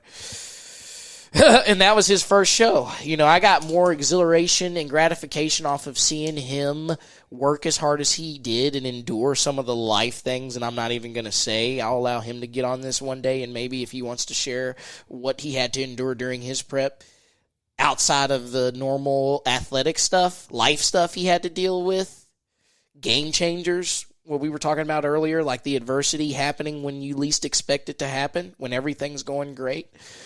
So seeing him push through that and to win and to come out on top and to know that I was somewhat of a integral part of that journey for him and how that probably is going to impact him for the rest of his life, whether he decides to step on stage again or not, ever, does more than me as a competitor than anything. Just as good as getting, even if not better than getting my pro card, honestly. And that's my why. Everybody has their why. Everybody has a different why. That's why I do what I do. That's why I share the content that's why I share the type of content that I share on my page. That's why when you come to my page, you kind of know what to expect, the energy, the personality, what type of message is being portrayed there. When it comes to the clients that I coach, they carry themselves a certain way with a certain level of respect and honor, respectability, Chivalry is not dead, whether people think it is or not, right? Having, carrying yourself as a person that has morals, values, why is that a bad thing? I don't think that's a bad thing.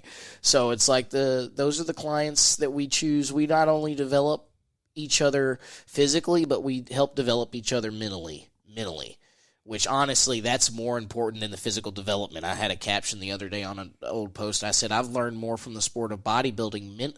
I've developed more mentally than physically when it comes to bodybuilding. And I've made hella gains physically, bro. You could look at transformation, but I've made hella. If you can look at my progression photos from the last couple of years and jaw drop, most people's jaws will drop. And I say, well, if you could imagine my mental game leveling up 10 times more than that transformation there. Just like I've learned more mentally for the past 3 years of just endearment and endowment and just shit, being knee deep in Florida Everglades swamp with alligators swimming around trying to bite your head off. Peter Pan shit, the clock where he's like, I don't want to die. People don't know the subliminal messages that go into a lot of those Disney movies too. The good messages, yeah. Right? Aladdin and shit like that. Go back and rewatch some of those stories that you haven't seen since you were a kid and look at how you interpret them after you've lived and experienced some real shit. And you're like, damn, they were preparing us for real fucking life, bro. Get out of my swamp, Shrek. We don't want a fucking ogre in this goddamn swamp. Donkey, the journey of the Wizard of Oz shit. You don't have the confidence. You don't have the courage. People are calling you dumb. You're not dumb. You just need a little bit of extra push. So, that's those stories. And the Rockies of the world. Great. I watch those movies every time I go into a prep. Rocky on repeat, bro. On repeat. Because come on, even the soundtracks, they don't make music like that anymore either. Go and listen to Rocky IV soundtrack and tell me you don't want to go to join a gym. Right. Yeah. I just listen to that shit on the fucking everything on prep, bro. Because why the hell not? Because that is gladiator shit. Yeah. Personified through a story, a fictional story. And that's, ooh, man, I mean, that gives you chills down the neck of your spine when you know what you've done, when you know that I've damn near kind of almost re-amplified that. Right. Reincarnated. So talk about being born again and shit like that, and, But that goes back to, I go back to a lot of biblical shit just because that's what I kind of know as a comparison, as an analogy. Right. Right. Jesus, right? We just had Easter. Not about an Easter bunny. Well, for the origin of Easter is not a fucking Easter bunny and eggs. It's about Jesus dying for humanity. Is what it was really about. So when you think about that, you're like, damn. And yeah, like he was literally fucking killed and put in a tomb, and then 3 days later he said, boom, surprise, motherfucker, I'm here, right? And I'm still going to save your ass, even though you were the one who fucking nailed me to this cross. I'm still fucking giving you a second chance, motherfucker. And he was like, boom, and then, okay, and the rest is history. Well, I think, like you said, you go back to, like, biblical stuff, but, I mean... Those are great stories. You could, like, throw that into... Parables. Yeah, it's just like, okay, yeah, you have people on social media, like, talking... bad about you, telling everybody else behind your back that you're this, that, and the other, but you could still be the the Jesus of the situation. And you feel like, you know what? I understand that like you're mad about this and your mindset's different about that, but like we can still. And here's the deal: people are going to make mistakes. Why? Because Jesus had 12 disciples, and every single one of them damn near fucked up, bad, right? Lied behind Jesus's back. Talk shit about him. Jesus already knew. He already knew. I know you're going to do this, Peter. I know you're going to deny me. I know you're going to say you're not my friend. But guess what? It's okay because we fuck up. And you're a human. You're a fucking little nasty human. But, I mean, like going back to just an everyday human situation, like, that happens like within our own lives. Yeah, because if you don't, but see, that's what it takes. It really takes for a person to kind of really go through something, whether they made the mistake themselves or not, for them to really understand, the bigger picture. Okay, life is a little bit bigger than just myself. It is about more than just me living. Now you're actually looking at yourself. You can view yourself in third person. Remember the old Call of Duty games? You could either do first person view or third person view, and you hit third person like, damn, I don't want to see all this shit. Let me just go back to me. No, you're supposed to see everything else and you. So, because you realize now, shit, all this other shit is with me? Yeah. It's supposed to coexist with you. You're not supposed to be in first person view. You're supposed to be in third person view. Yeah. This is gold, man. This is absolutely, yeah. This is amazing. But, people I think need to hear this, because there are going to be some people to hear this and be like, whoa, and they're going to take it and it's going to change them for better, for positive, and they're going to be impacted. And that is why that's why I say bodybuilding saved my life. Bodybuilding saved my life. Not bodybuilding, but through the gift of God giving bodybuilding to me. You know what I'm saying? The process of God basically saying, damn, Cedric, fuck. You know what I'm saying? I knew you were going to do it. I knew you were going to do that. It was like, it's okay. I knew you were going to do that. And I was still, even in that, it's like, we don't even know that that's what's happening. We don't realize that it's like you already know that you're going to fuck up. They do, but when they do, they already have kind of a safety net, and you could either choose to fall in the safety net or to just continue to fall into that abyss, that fucking, what's the movie? What's Alice in Wonderland? Alice in Wonderland, bro. Look at that. But look at it again, and they're telling you in that fucker, you can keep wallowing in self-pity, wallowing soul, wandering generality, or a meaningful specific. And that goes back to a motivational speaker named Zig Ziglar. Oh, yeah. To where he he used to talk about being a wandering soul, a wandering generality, and not really having an impact and just living, not to the fullest, just Just kind of like a laissez-faire lotus. You've taken a bite of the lotus flower and you're in purgatory. You don't even know you're living life, and years are going by and you're just growing old. Or you can be a meaningful specific, which means, okay, damn, he has goals. Yeah. He's got goals. And he is, I don't know what the fuck he's doing, but he's doing something. And that is motivating as hell. The Jocko Willinks of the world, the David Goggins. You look at those guys and you're like, wow, they are beast. Yeah. Beast. So if I can just do my shit daily, I'm good. You know what I'm saying? Yeah. So meaningful specifics, and you don't have to be out here and running ultra marathons. That's not what we're saying. We're saying wake up every day, have with the purpose, with a goal, with little goal setting. Yeah. Vision board shit, putting that shit up on there, waking up, looking at it every morning, coming home satisfied because you got a little bit closer. Not coming home depressed and angry because all the other bullshit. No, don't worry about that. Worry about, did I get closer to my shit today? Did I get closer to the fucking covenant, Ark of the Covenant? Yeah. Seriously. Yeah. Archangel type shit. Yeah. Right? We're talking Gabriel. We're talking Daniel. Your name's Daniel, bro. Yeah. Shit. Courageous. God damn it. I just made that connection. Jesus Christ. We're talking guardian angel type shit. But you don't know because that is people working through motherfuckers. And at this point, I didn't know. You can't know before, like pick up on signs of, oh shit, this might be a divine type deal. You know what I'm saying? Yeah. This is synchronization. Because it's just happening. Right. Yeah. But sometimes he'll play tricks on you and he'll actually tell you to your face. Like when I was in Fort Lauderdale, for instance, I had a friend who I used to train that lived here. He used to do the Ironman. He's a cop, and then he transferred to a police department down in Florida. And I hadn't talked to him in a minute, and literally we were walking down the Fort Lauderdale Strip, and he was with the group of buddies sitting at a restaurant. There was live bands performing. We were just having a good time walking down the Strip. And he's like, Cam, Cedric. And I didn't know. He called me by my real name. I was like, who the fuck is this? Yeah, I was like, and lo and behold, it was Marcus. And he was like, yo, you wouldn't believe it. And this is how I knew it was synchronization. You wouldn't believe it because he was literally showing them, talking about me and how I used to coach him.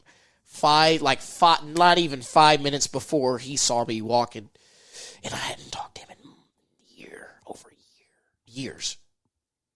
So, and that led to one thing and the next thing.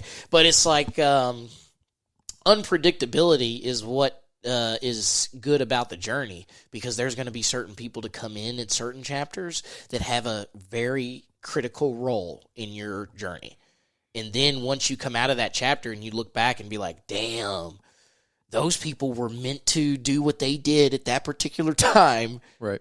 In my sphere of influence, at that chapter of my life, those chronological, series of whether they're fortunate events, whether they're unfortunate events, it's a series of motherfucking events that have to occur for you to get to this point B.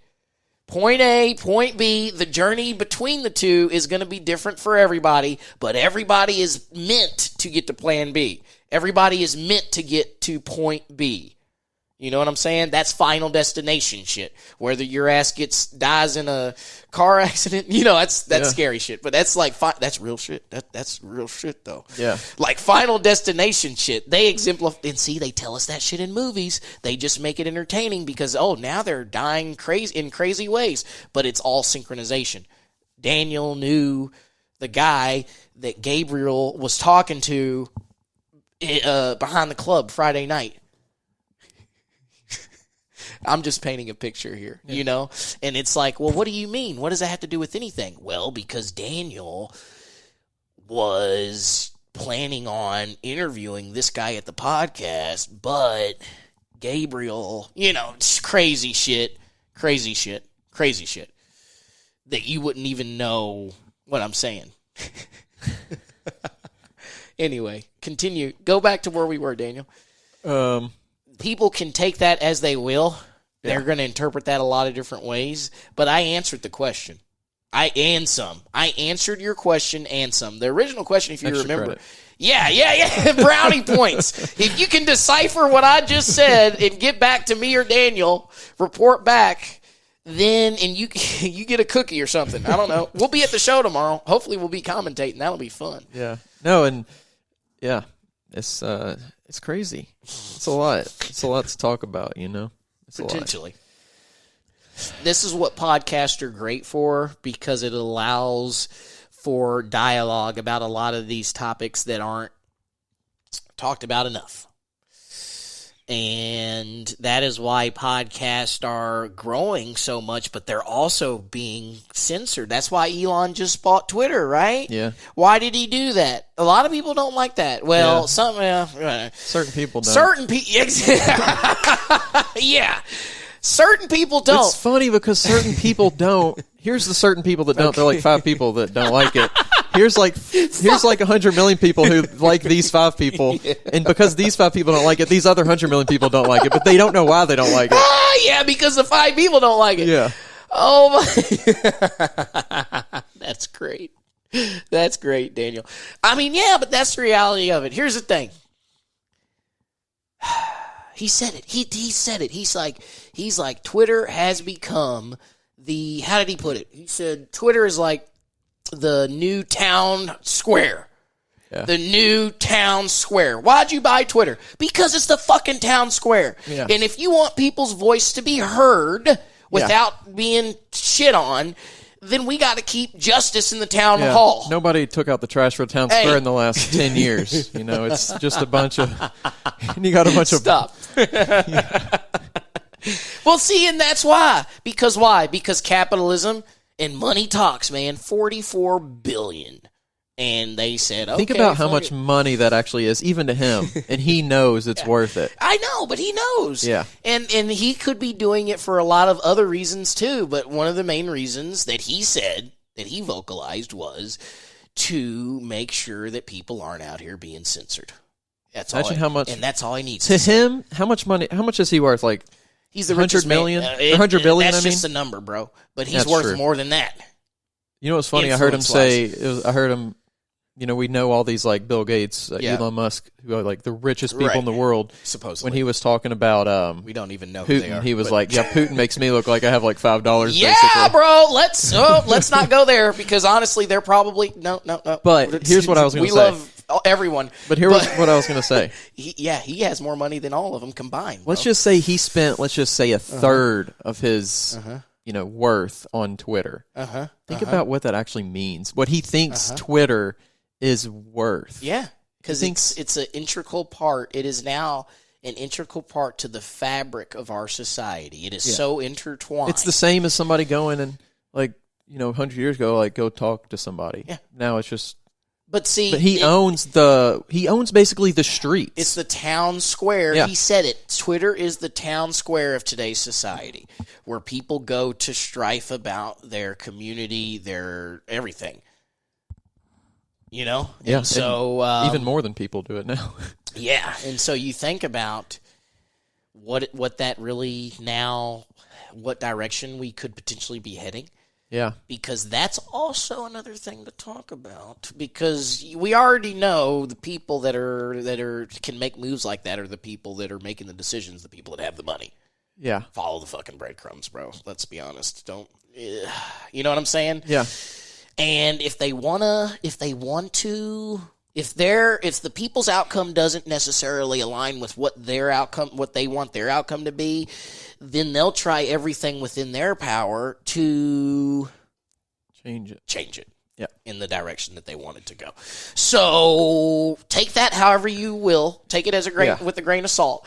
I hear what you're saying. You know, it's almost like we need to be reprogrammed, but forceful reprogramming is worse than not being reprogrammed at all. Right. Just press the reset button and let him develop again the way he wants to grow. Yeah. You know, I don't want to have any, you know, but I don't know. Then again, it depends on what the motive is behind the people that are really, that make the decisions and, you know, in the law and order and all that bullshit. Yeah. But, I feel better. I don't know. Here's just my personal opinion. I feel better now with him having that. I don't know why. Well, I don't even better. I do have a Twitter, but I'm never on. I don't have a Twitter because I got off because it was just too much of that. It was too much of that. It's too much water hose down my throat. I can't. It's too much. It's oversaturated. Well, especially when it's overpowered. 10% of it's not even real people. It's just like, what's the point of even being on here? You're talking literally to robots. Yeah.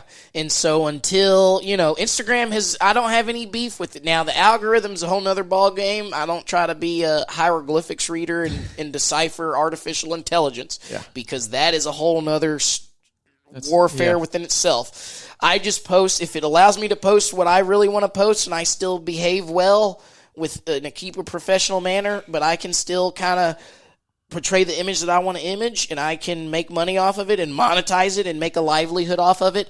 Instagram has always been, until they prove to be not, my face platform. Yeah. For me, it's where KILLA CAM was born, and it has nourished, it has grown, and and I've done it all organically. That's the beauty of it. I haven't tried to, I'm an influencer, but I'm not an orthodox influencer. Yeah. And what do I mean by that? I'm not a sellout. I'm just going to say it. I have so many good people that I've met, good-hearted people that I've met through the app Instagram, relationships that I've never would have built. I've taken trips and met people in the last year that I've never would have had the possibility to even come to know if it wasn't for Instagram. So that's what Instagram has done for me, has been able to outreach and to network and to build friendships and long-lasting relationships with people across the world. So that's a benefit. That is a positive. And I think that what the move to Florida and everything like that is only going to be able to expand that and to use Instagram to further permeate positive vibes only. So, and you'll tell, because those haters will eventually be silenced. If you've really done what you needed to do and you've got over like that speed bump, or you've gotten through Death Valley, at least for a first, there'll be multiple rounds. But if you know what it feels like to be in round one and to endure a fucking full-blown round of Death Valley, bro, then the next time you have to enter it, you'll be that much more prepared. So it's like, now I kind of know what to expect. I've been through this before, so I kind of know what to expect here, and that is the journey. That that bodybuilding is only another parable to that story. Right. Yeah. You know what I mean? Yeah, absolutely. David and Goliath, man. I have never competed in a show to where they have told me that I'm the smallest guy, bro. I've always been the smallest guy. And that's always been my thing, my ailment, my kryptonite, my grotesque thing. The Hunchback of Notre Dame, he had a fucking hump at the back of his neck, Harry Potter, he had a fucking scar on his forehead, but it was fucking inflicted by who it was. We can't speak his name. We can't say his name, because if you even say his name, it'll give an opportunity for entrance of a negative type vibe. But, again, parable. Fucking Suzanne Collins, right? I used to carry around those. I read every single book, bro. 1,000-page books. I'm in there reading that shit in class. And I don't even know. It's teaching me, oh my God, this is literally the story of humanity, in a way, as a parable. Right. Exaggerated, as entertainment. Yeah.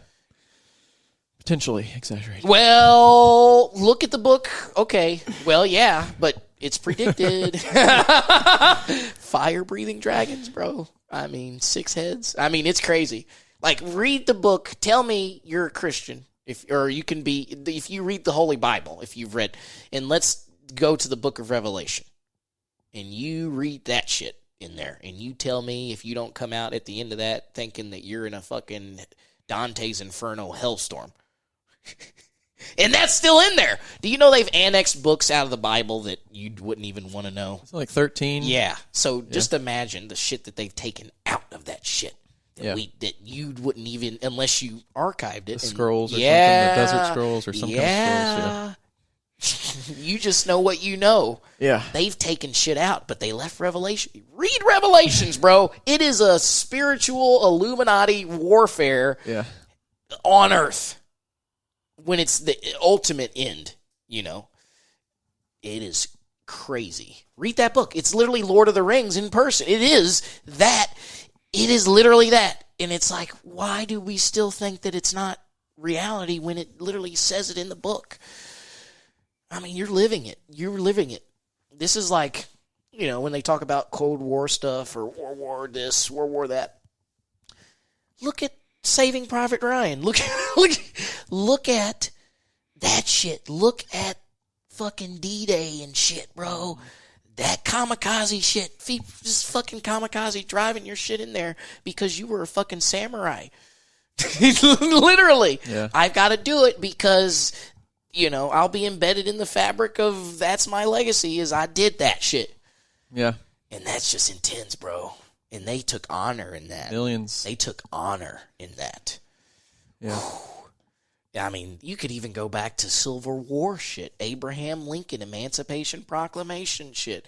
Go back, bro. This is the shit in real life that happened in human history.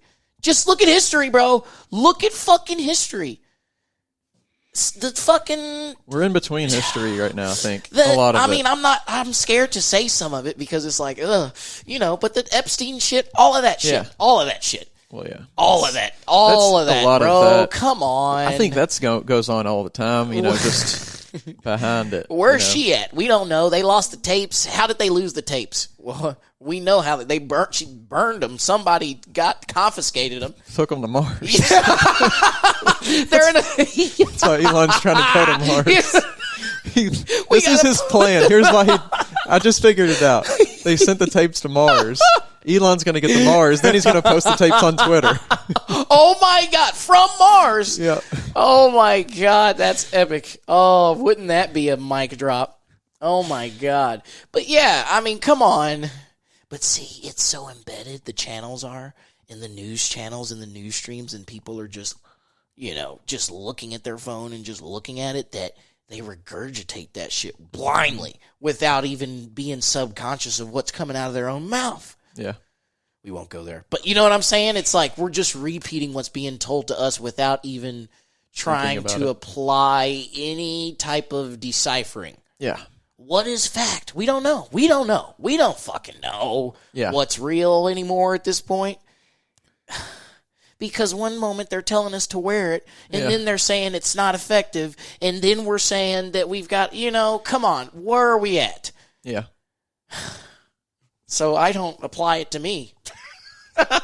I just don't apply it to me sometimes. Sometimes I can't apply the method story to me, the hypothesis, because I have to look and analyze. Does this proposal, does this proposition that you're presenting to me make sense? Or now, if you talk about is it can be extracted as being an analogy or a parable? If you're going to give me something like that, you can come at it from two angles. Is it more faith-based type shit, or is it science? And that science is only what we've developed as a society. So that is a constraint because we only know so much shit. But we've come up with ways to basically put those into words to where we can logically interpret things logically. If we can't do it logically, you're going to have to give me some, how's that shit connect to the Bible? That's how I am, because that's just how but everybody's different, whatever their shit is. So does it make sense? Does the proposal make sense? Is it a logical hypothesis? Is it moralistic in my values, in what I perceive to be moral? Like, does it go against my fucking shit? Yeah. Because if it does, I can't partake, unfortunately. It goes against what I stand for. Now, I'm not going to get involved. I'm not even going to try to intervene. If you're not causing any harm on me, stay the fuck away, but do your thing over there. Do your thing over there. Don't try to come into my house, I'll say my home, and tell me what to do or how to live if I'm just cool doing my own thing. You're not causing any other issues. Exactly, bro. And we could go a lot of ways with that, too. I'm military, so I like shooting shit. Big shit and blowing shit the fuck up for fun. For fun. So I can see where a person would be a little bit, because just like when they took the gym away, you take my recreational activities, extracurricular activities that I used to decompress and to live life because it's a part of my lifestyle. Yeah. Then we're going to start having issues. Then you're going to start having people get frustrated. So if I'm a hunter, if I like to hunt game, and it has been a freedom for centuries, and now we're trying to change some shit, you're going to have a struggle, because I'm not going to just willfully, this is not, and look at other countries, bro. Look at other civilizations to where they have been completely demobilized. What's happening? People don't even know what's happening because they're not doing the research of what's happening into other developed civilizations that are just controlled. Yeah. Family. I mean, it's crazy. It's crazy, bro. I'm not even going to go there. People are going to think of what they want to think, but it's like, okay, if you do, go to Google. Go to Google and just start. Yeah, it's controlled, but you can find some shit that'll probably lead you into some shit that'll be like, oh, okay. So, yeah. What do you mean? That's what I mean. It's just crazy, Miller. It's a journey. And, I mean, the thing that I've came to the realization of is you've got process-oriented people, and you've got, I would say, maybe more of a mindful, open-minded perspective to where process-oriented, point A, point B. You know what I'm saying? Process-oriented, it's got to be, you've got to go a certain route to get to point B. You can't be malleable. You've got to go this way, and you've got to turn right at this street and left. What if there's a car accident? Is there no detour? Is there no? No. You fucking wait until they fucking clear it and they excavate. No. You stay there, and you don't deviate from the original plan of action, right? But what if we come into contact? No, there's no plan B. It's got to be done. That's process-oriented people. Now, those people can be successful, but they are a little bit more stubborn, They're not as, ignorant. Good with malleability. Change. Yeah. Now, don't get me wrong. If it's been done a certain way and it's been proven to sustain and flourish and prosper and be positive, then we're not going to change a damn thing. We're going to keep it running the way this shit has been running since the beginning of when we started this country. Yeah. But that's an example. But not too many things were good when we started. But anyway, but certain things, maybe elements is like documentations and all. I think it comes back to like, it doesn't have to be extreme one way or the other. Right. That's where people are now. It's like you have to be this or you have to be that, instead of like being in the middle and being a little bit of both. Mm-hmm. It's okay to have traditions, but it's also okay to like, create. But new is it things. Okay to have tradition at this point now, or is it okay to have? It should tradition? be okay to have traditions. Right. Thank you for wording it correctly. But thank you for wording it. We also should understand that it's okay to create new things too. It is. It is okay to create new things as long as you're introducing. I think as long as you're introducing innovative, developmental ideas. Thought through. Entrepreneurial, like, these are ideas. Yeah, thought through. But when you start just trying to pull stuff and make stuff up, when you start making stuff up, when you start creating your own shit. Ideas that are... I know what you're saying. If people hear this and they know what I'm saying, I don't have to say it for them to know what I'm saying. When you start making up your own shit and starting to present it as factual, that is where I just turn you off. I turn it off. I don't even we just I can't call even it a religion. And everybody has their own religion instead of everybody trying to have their own facts, because then it's just a little bit of... Say it's your religion. Please. But don't tell me that it's Don't tell me it's fact. Yeah. Don't tell me that I've got to do it because it's fact, because it's not. Because what says it is? Yeah. You? Who are you? Right. But I don't know. But again, that's the beauty of being. I think that is still why this is the greatest. This is America's the greatest. That's because that's why it's the greatest. Yeah. It's because you can literally make shit up and be heard. And that's why you can make shit up and still be heard at a high level. We will give you the time of day. Because that might not make sense, but some other shit that you said might later down the line. Someone's going to kill you because you had one stupid idea. Bring out the guillotine, chop his head off, but let's keep that idea that he said a year ago about what we needed to do to get to this other Plymouth Rock. Yeah. Plymouth Rock. You know, what the hell was that? You know what I'm saying? The Pilgrims? What? Plymouth Rock? What is that? You know what I'm saying? Shit like that, to where it's like, well, isn't that how people came over and Christopher Columbus and Indians and we ate turkey? No. You know what I'm saying? That is the Disney version of what really took place. Savages were being fucking savages, and it was survival of the fittest, and whoever won is the one that we were reading about in grade school. Yeah. Humans were being humans, you know, it's just. Yeah, and that's what it was. And it still happens today. Don't be scared. It's like, that's what it was. And it still happens today. But you're not going to explain that to a fifth grader. You're not going to say that. Or a person with a fifth grade mindset. You know? Well, no, I mean, it's a parable. Yeah. You know, and when you grow up, then you hopefully see the reality of, oh, okay, but we're here now. Yeah. We were there, but we had to go through all that shit to get here. And guess what? We're still developing, because we're not yet. We're still got shit, and we know. We still got bullshit, because all that shit was bullshit, so it's not like it's erased. But we use that to know, okay, look how far we've come, and let's continue to expand. Let's continue to grow. Let's continue to prosper, because that's what the intent was. We just had it a little bit convoluted when we started. We just did it a little bit in a more... We did it very badly. We did it in a more aggressive, physically aggressive way.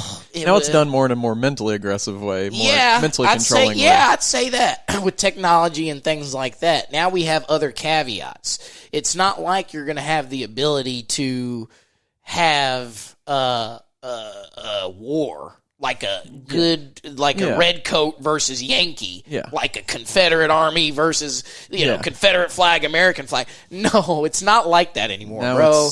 This is not muskets fucking reloading with a fucking oil pipe shit. No, this is chemical warfare, technological warfare, everything. Yeah. So I mean, we are at the brink. We already are there, but now we're continuing to live. But you know what I'm saying? That's where we are. You know, but I believe we're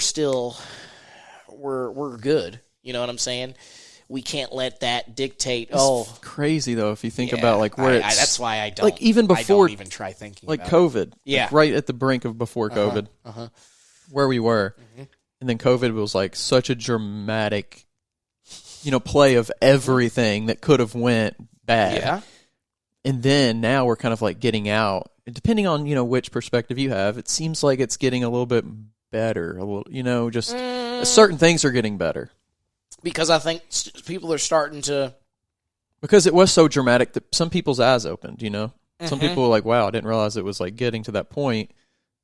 But it was so dramatic that they saw that it was to that point.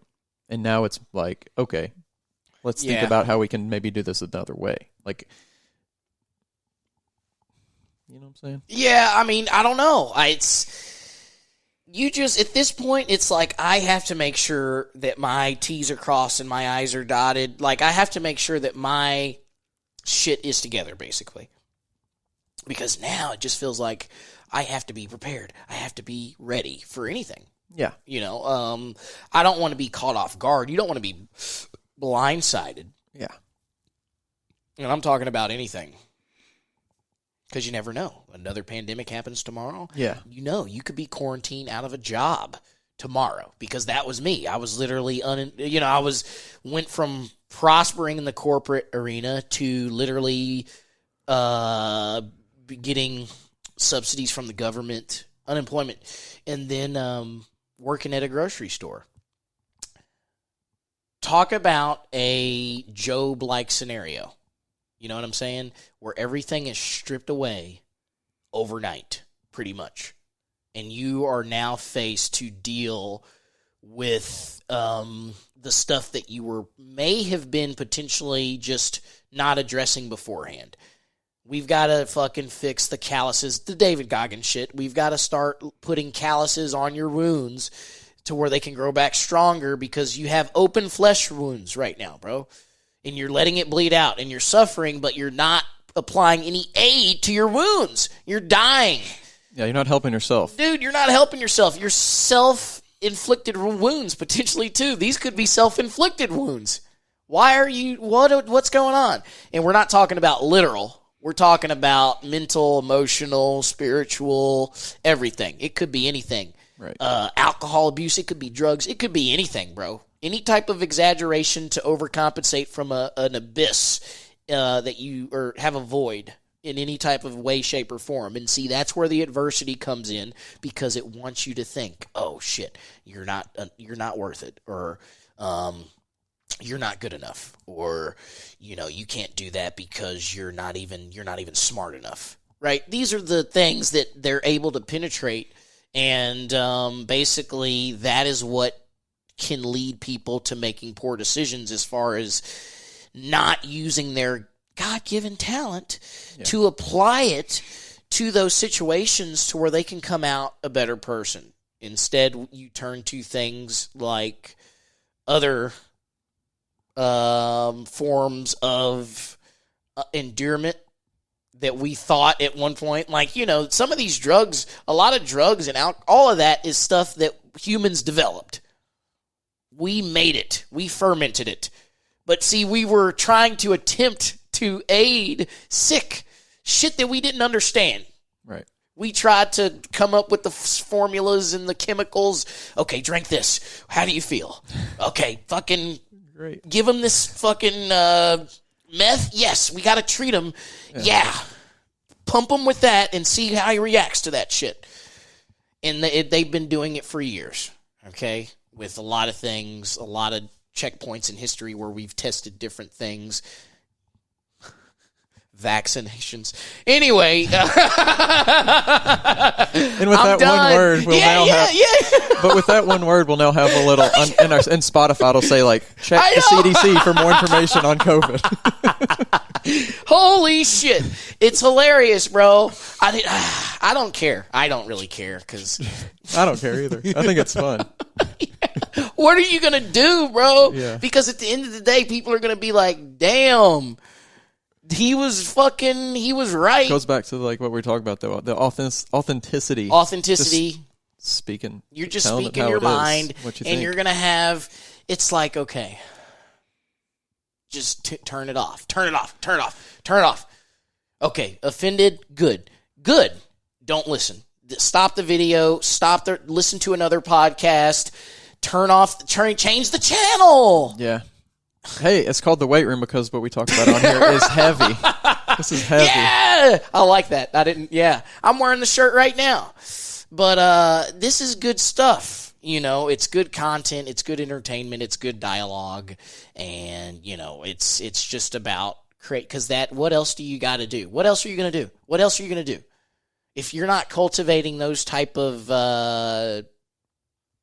that type of energy, it's an energy that you can cultivate with that. All the people that you've interviewed, all the conversations that we've had as far as potential future projects and stuff, opportunity and things, travel the expansiveness of what we've discussed and what you've discussed with everyone else in the topics. You look at that and it's like, okay, well, that's a domino effect. That is a domino effect, and I think that for some people that is what they are called to do, is basically be a pillar to being a ripple in the water of all the other mini ripples.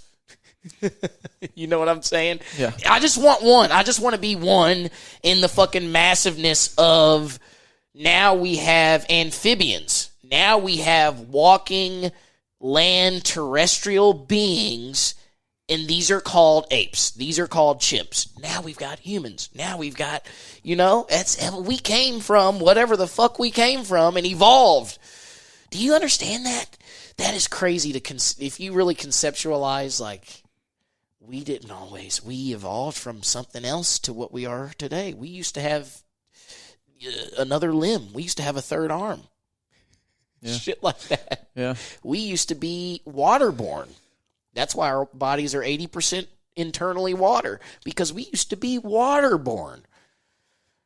We have certain fins on our... Why do we have those toes? What the fuck are those? Ambidextrous? No, because it used to be flaps in between those fuckers because we used to be waterborne. Mermaids. We used basically...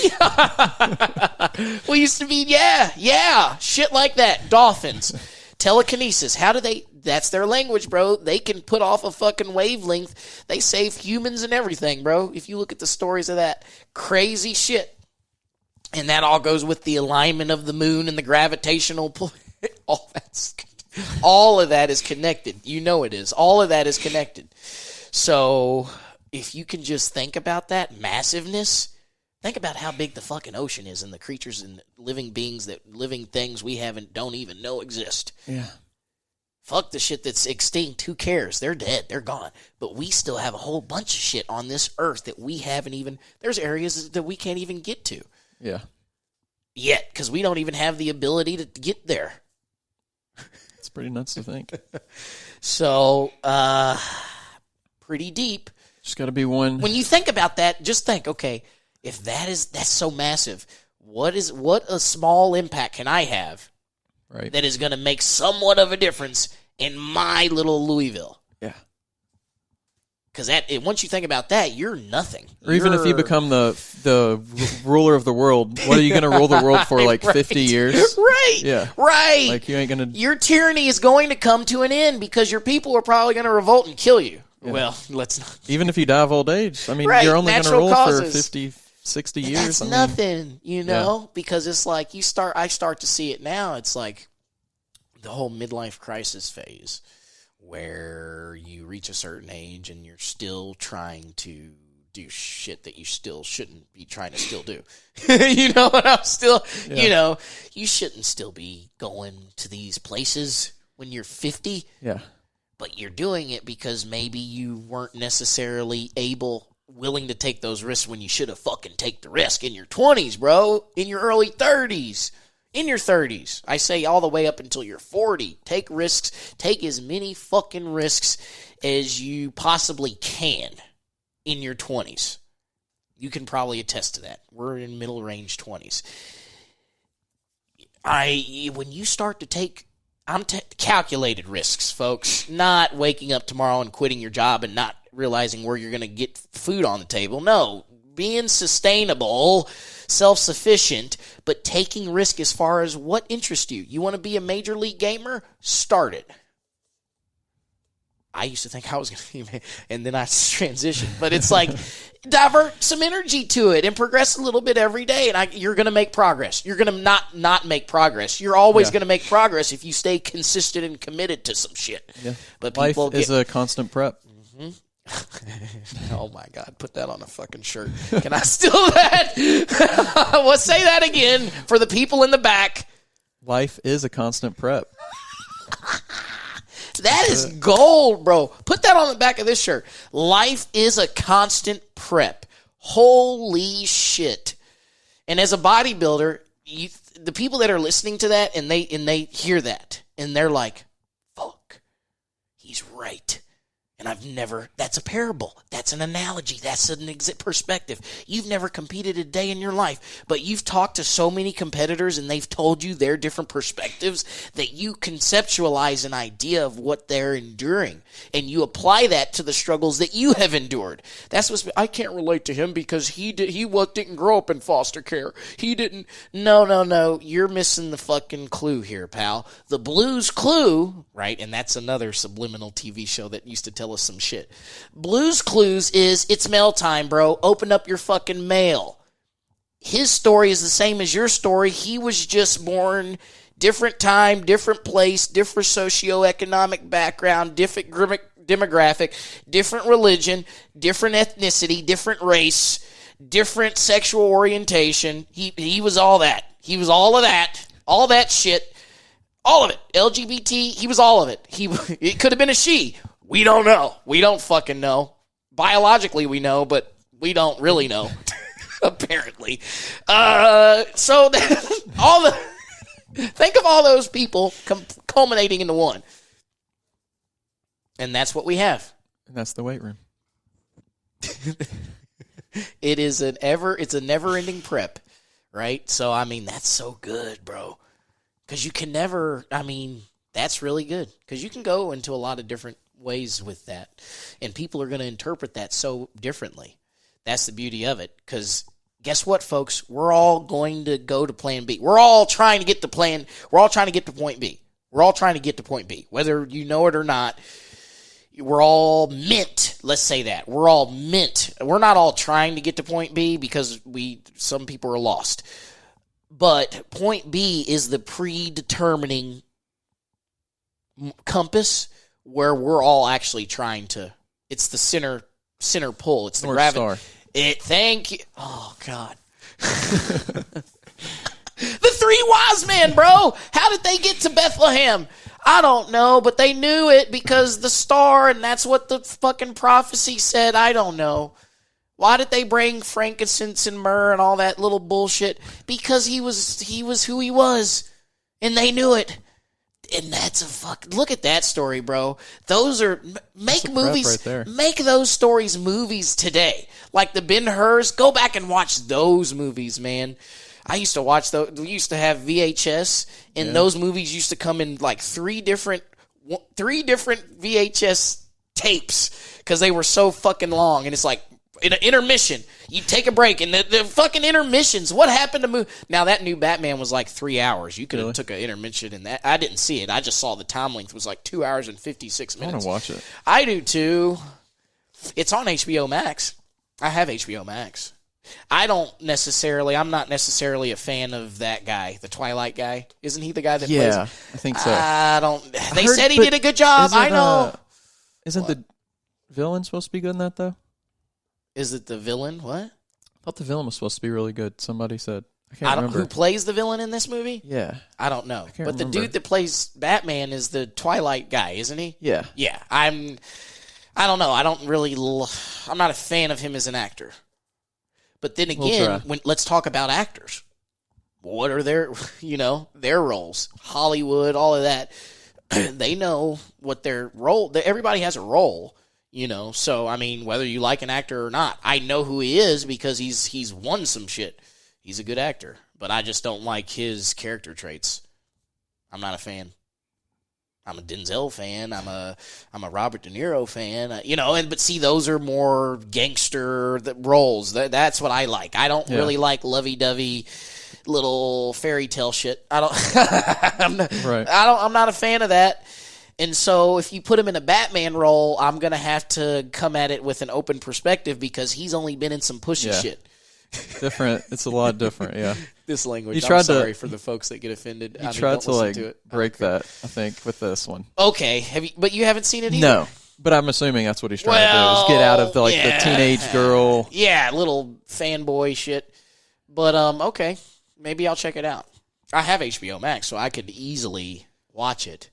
Over a few different days. Pop a thing of popcorn. I don't know. Yeah, but I mean, do we have any other topics? We've talked about a lot. Yeah, let's see. I know you wanted to talk about a few different things. Yeah, I did. We can maybe start looking at that list and seeing what's going on. We really talked about Florida a lot. Yep, we talked about kind of natural bodybuilding a little bit. You want to talk about that? Let's see. Advice for rising bodybuilders.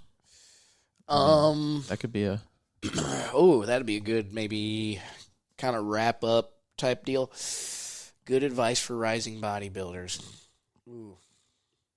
And this is like me rewinding the clock, going back to when I was getting started and I didn't have anybody.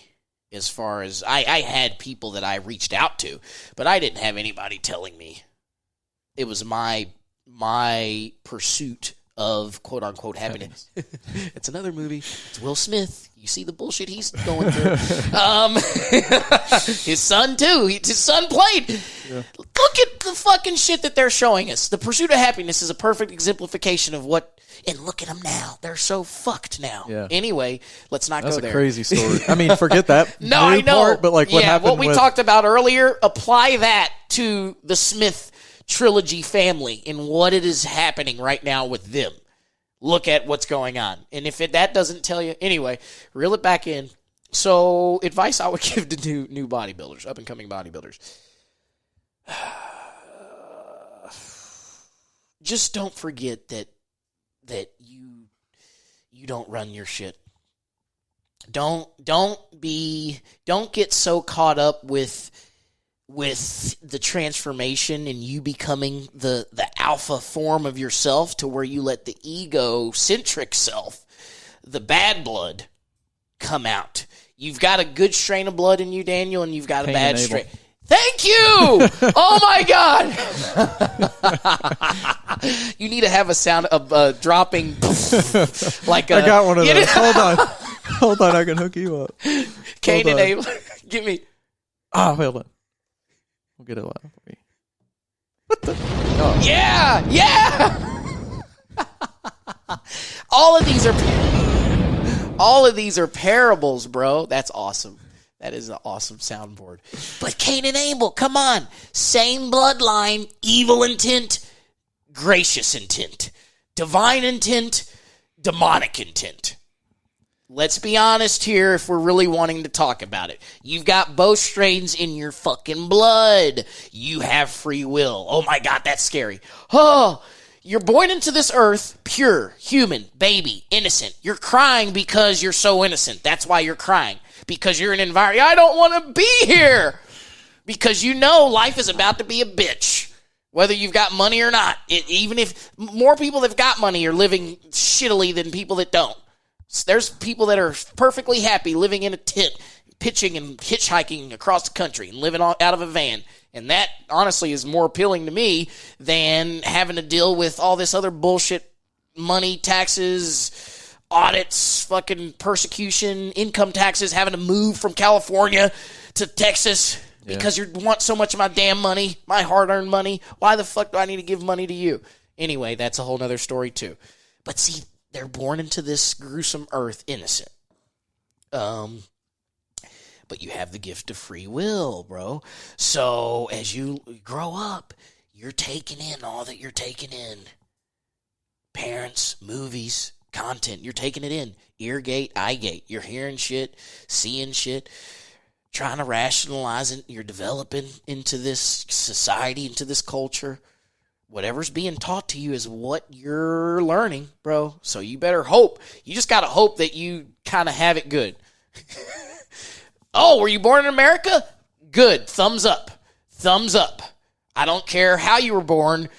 Could have been shitty, but you're in America? Okay, that's just go ahead and say, yeah, dude, yeah. Thank God you were born here versus name any other space. I don't fucking care anywhere else. Yeah. Uzbekistan. Yeah. Dagestan in the mountains. Yeah. Some crazy shit. Ukraine, right now, think about it. Whew, don't say it. But, scared. No, but seriously, you're born in America. That's step number one. And so, okay, whatever. Everything else, socio, whatever not. But guess what? Now you're born in America. Therefore, you can actually do some shit if you want to do some shit. You can actually do some shit if you really want to do some shit. Cain and Abel. Are you going to do good or are you going to do bad? Or are you just going to be a wandering generality? And if that's the case, that's the epitome. Yeah, that's not even that. I mean, even Jesus, 40 days and 40 nights, being tempted and, being offered a lot of stuff by the opposing bloodline, the outcast.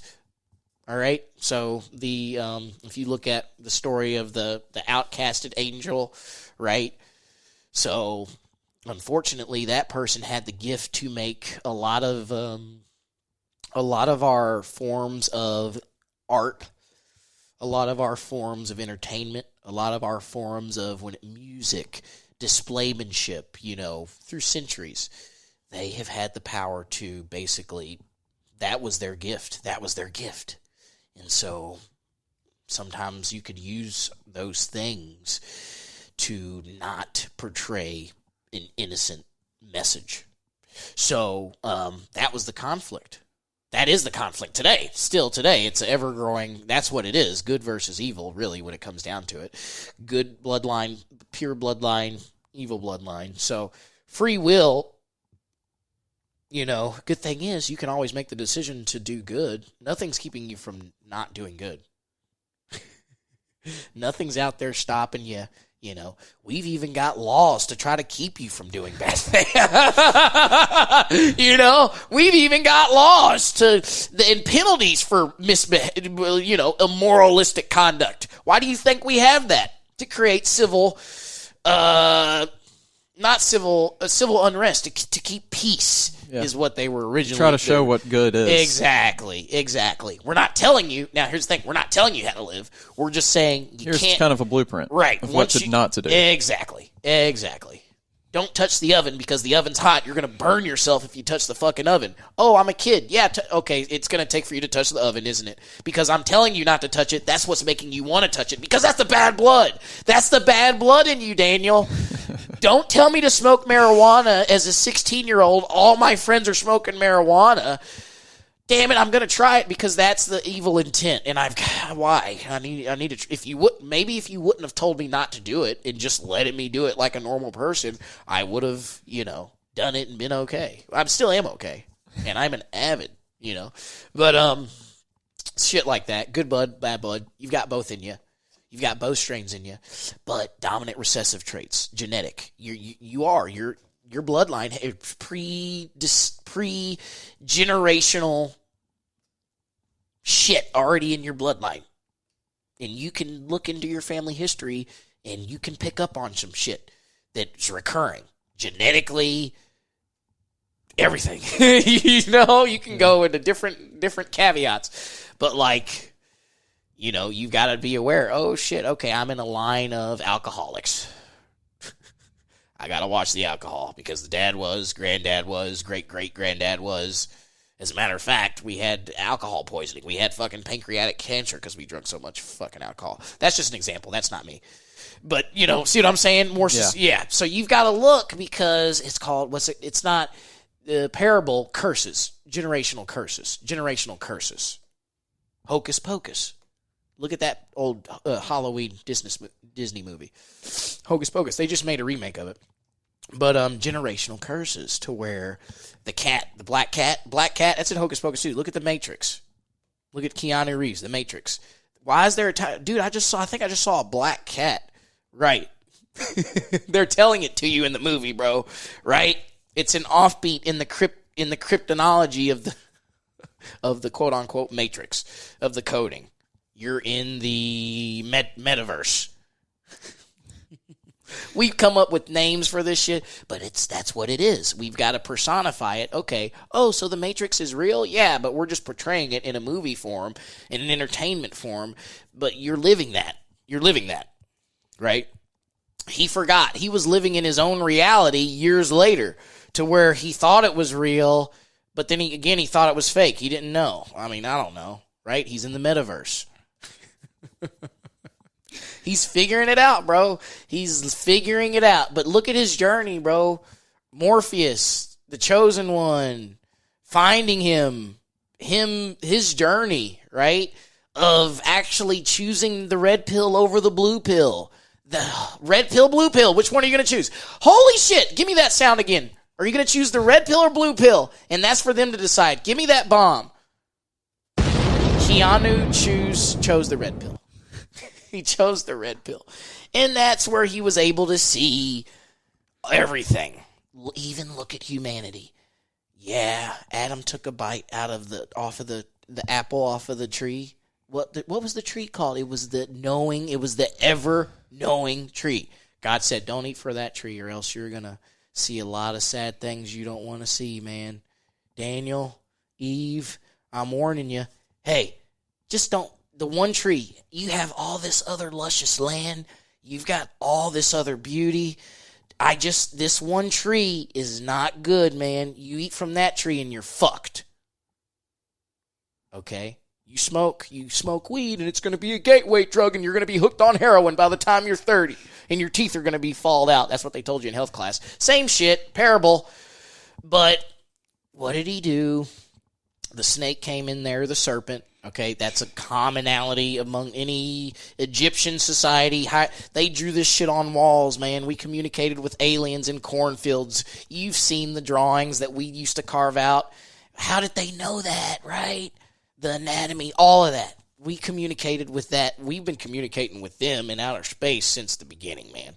If you didn't know, I mean, we did that. We knew it. They told us that they were keeping it from us for years. A couple years ago, they revealed that they had been keeping all this shit on wraps because we would have went crazy probably if we would have really, really known in the time of which we were really on it, in the 50s and 60s, Sputnik and all that. If they would have told us that that's what the real shit was, why did we send Sputnik in outer space? No, it was we were trying to communicate with some shit. We were sending satellites and trying to get on the moon because we're like Area 51. What are these unidentified flying objects coming to this motherfucker? And what are these creatures that we're taking off these fuckers? Because they're not human. So this is all parables if you don't want to take it as reality. But they told us it's real. You can look at the documentation. When Obama was in office, they gave it. Here's the thing. They blinded it because it was in the middle of a pandemic when they told us, okay, let's fucking distract them because we're about to drop a bomb. We're about to drop a bomb. What's the bomb? We're about to drop a bomb. Give them a pandemic. I need to hear a bomb. I want to hear a bomb. Boom. UFOs in the middle of a global pandemic. Guess what? Aliens are real. That's epic. And they told us that right in the middle of a fucking pandemic. We're too busy on quarantine trying to figure out how to put food on a table. I don't have time. Okay, fuck it. UFOs are real. Who cares? Yeah. I got to put food on the table. I don't have time. That's not even here, you know? And that's how they do it. They just slide it under there. Yeah, aliens are real. Boom. Area 51, all that, yep. The crashes in Arizona, the sightings, the X-Files, those stories, some of those were kind of based on reality, true accounts. All of them, actually. The X-Files was like the Law and Order of they would literally base real accounts, but they would exaggerate them, of alien sightings. That's all the X-Files were. And then they made a remake of that with those two actors. They tell you in the damn shows and shit, man. Anyway, good bloodline, bad bloodline. And Adam and Eve in the Garden of Eden, he told them not to eat from the fucking tree, and then you have the serpent, right? The serpent, it takes many different forms. It can take any form. It's a ever-evolving form of anything, bro. It's fucking scary because it can come at you in any form. So how are you going to be alert to know when it's here? You've got to prepare, suit yourself up. There's different ways that you can prepare yourself to be able to know, oh shit, this is a negative energy. I didn't even know this was a negative energy until I actually built up the defenses, the detector, the radars, the Richter scale. What the seismic, how big is this earthquake? San Andreas fault shit. It's a level 7, so get the fuck out. This is a level 10 hurricane. If you do not evacuate, you will die. AKA levees break. But they knew that. Anyway, and we won't go there, but it's like, y'all knew that the fucking water was being poisoned, Flint. They told us. They knew it. They knew they were poisoning those people. And the truth comes out after millions get contaminated, mutations, cancer, people deaths. And then once they get caught, fuck, well, what are we going to do? We got to tell them they knew it all along. Sorry, population control. And we don't even talk about it.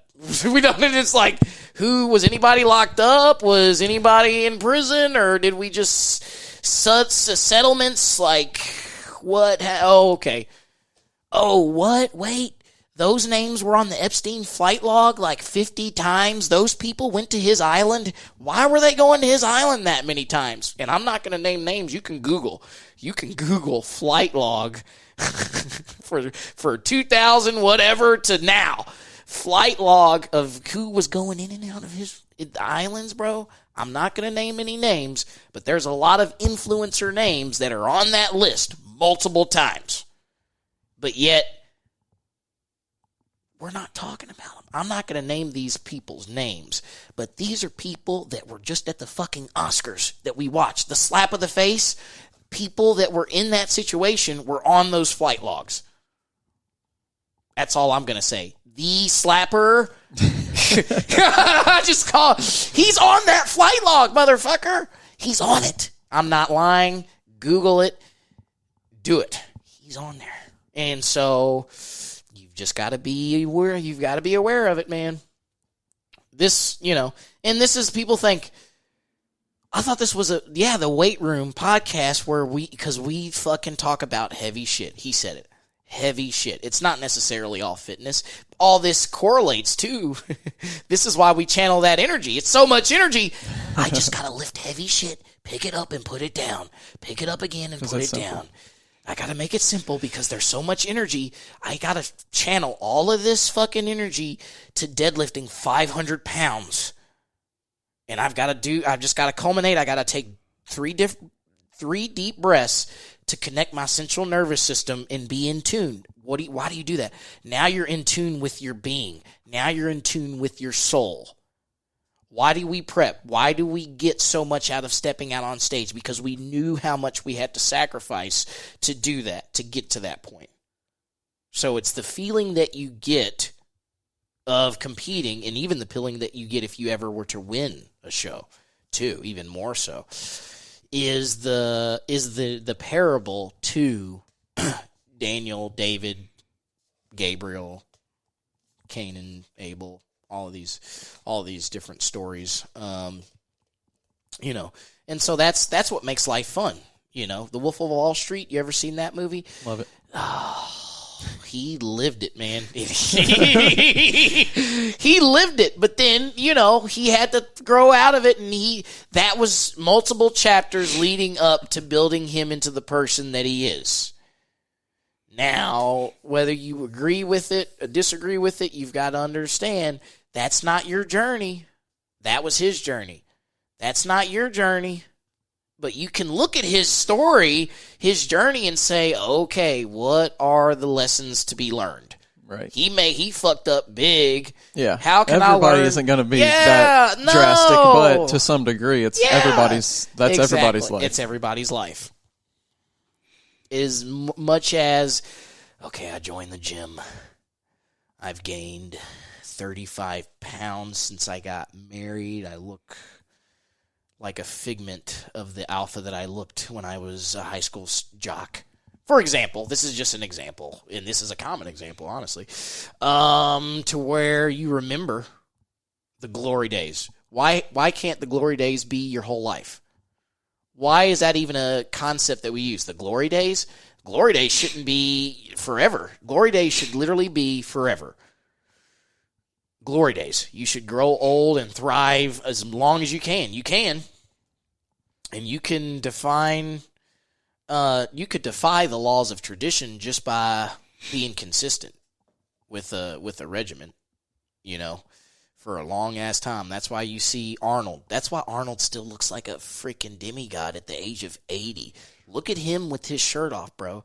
You take videos of how he trains now and take videos of how he trains back in 1965 on Muscle Beach in Gold's Venice, almost identical. He hasn't missed a beat. Why? Because the system was never broken. It always worked. My dad just died. Get a phone call for your mom back in wherever he's from, Austria, wherever, right? The oak, the Austrian oak is what they call him. Got fucking wood statues of him back in Austria. His dad died right in the middle of damn it. Sorry, Mom, he's dead. I got Olympia. Yeah. Fuck. Send my condolences to Ann and Aunt Mary and all of them. Tell them I'm with them in spirit, and I love Dad, but guess what? His dad never fucking supported him for bodybuilding. If you actually look at the story. He wanted them chop down trees and shit. But he's the one that gave him the genetics. He had to be an 8-time Mr. Olympia, so good blood, bad blood.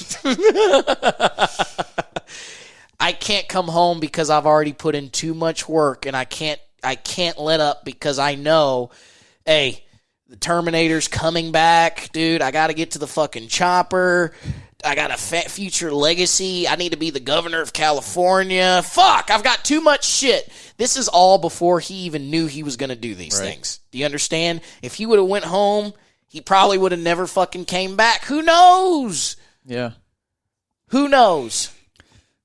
Crazy shit, man. Crazy shit. And his mom didn't even know that it was the bad blood working through her when she made that phone call. Didn't know it. Anyway, it is. It's literal insanity when you say it at face value. But if you actually just look at it at face value and just listen, and then look at them, and then look at what's being presented to you. Look at the different. Why is there a different perspective? Why can't I change news channels and just get news? Just tell me the. Tell me what happened. Hey, just tell me, bro. Don't. Come on. What the hell? And it's like, you're telling me one thing on CNN. Okay, let me go to Fox. They might be. What the fuck? I just need people to tell me that what's happening factually, Then we got, right, left, name calling, point fingers. Come on. That's why I don't even have cable anymore. I can't. Who has cable? Nah. Old people. Come on. Who has cable at this point? Who watches the news? If you're still watching the news, pal, you're disgusting. Not good. Because it's just promoting of hostility, brother. Yep. Every time. It's like, damn, back in the day, let me go back to the Macy's Thanksgiving Day Parade, bro. Let me do that type shit. Where they, let's go back to Sesame Street. They took shit like that. PBS gone. Mr. Rogers gone. Sesame Street gone. Elmo gone.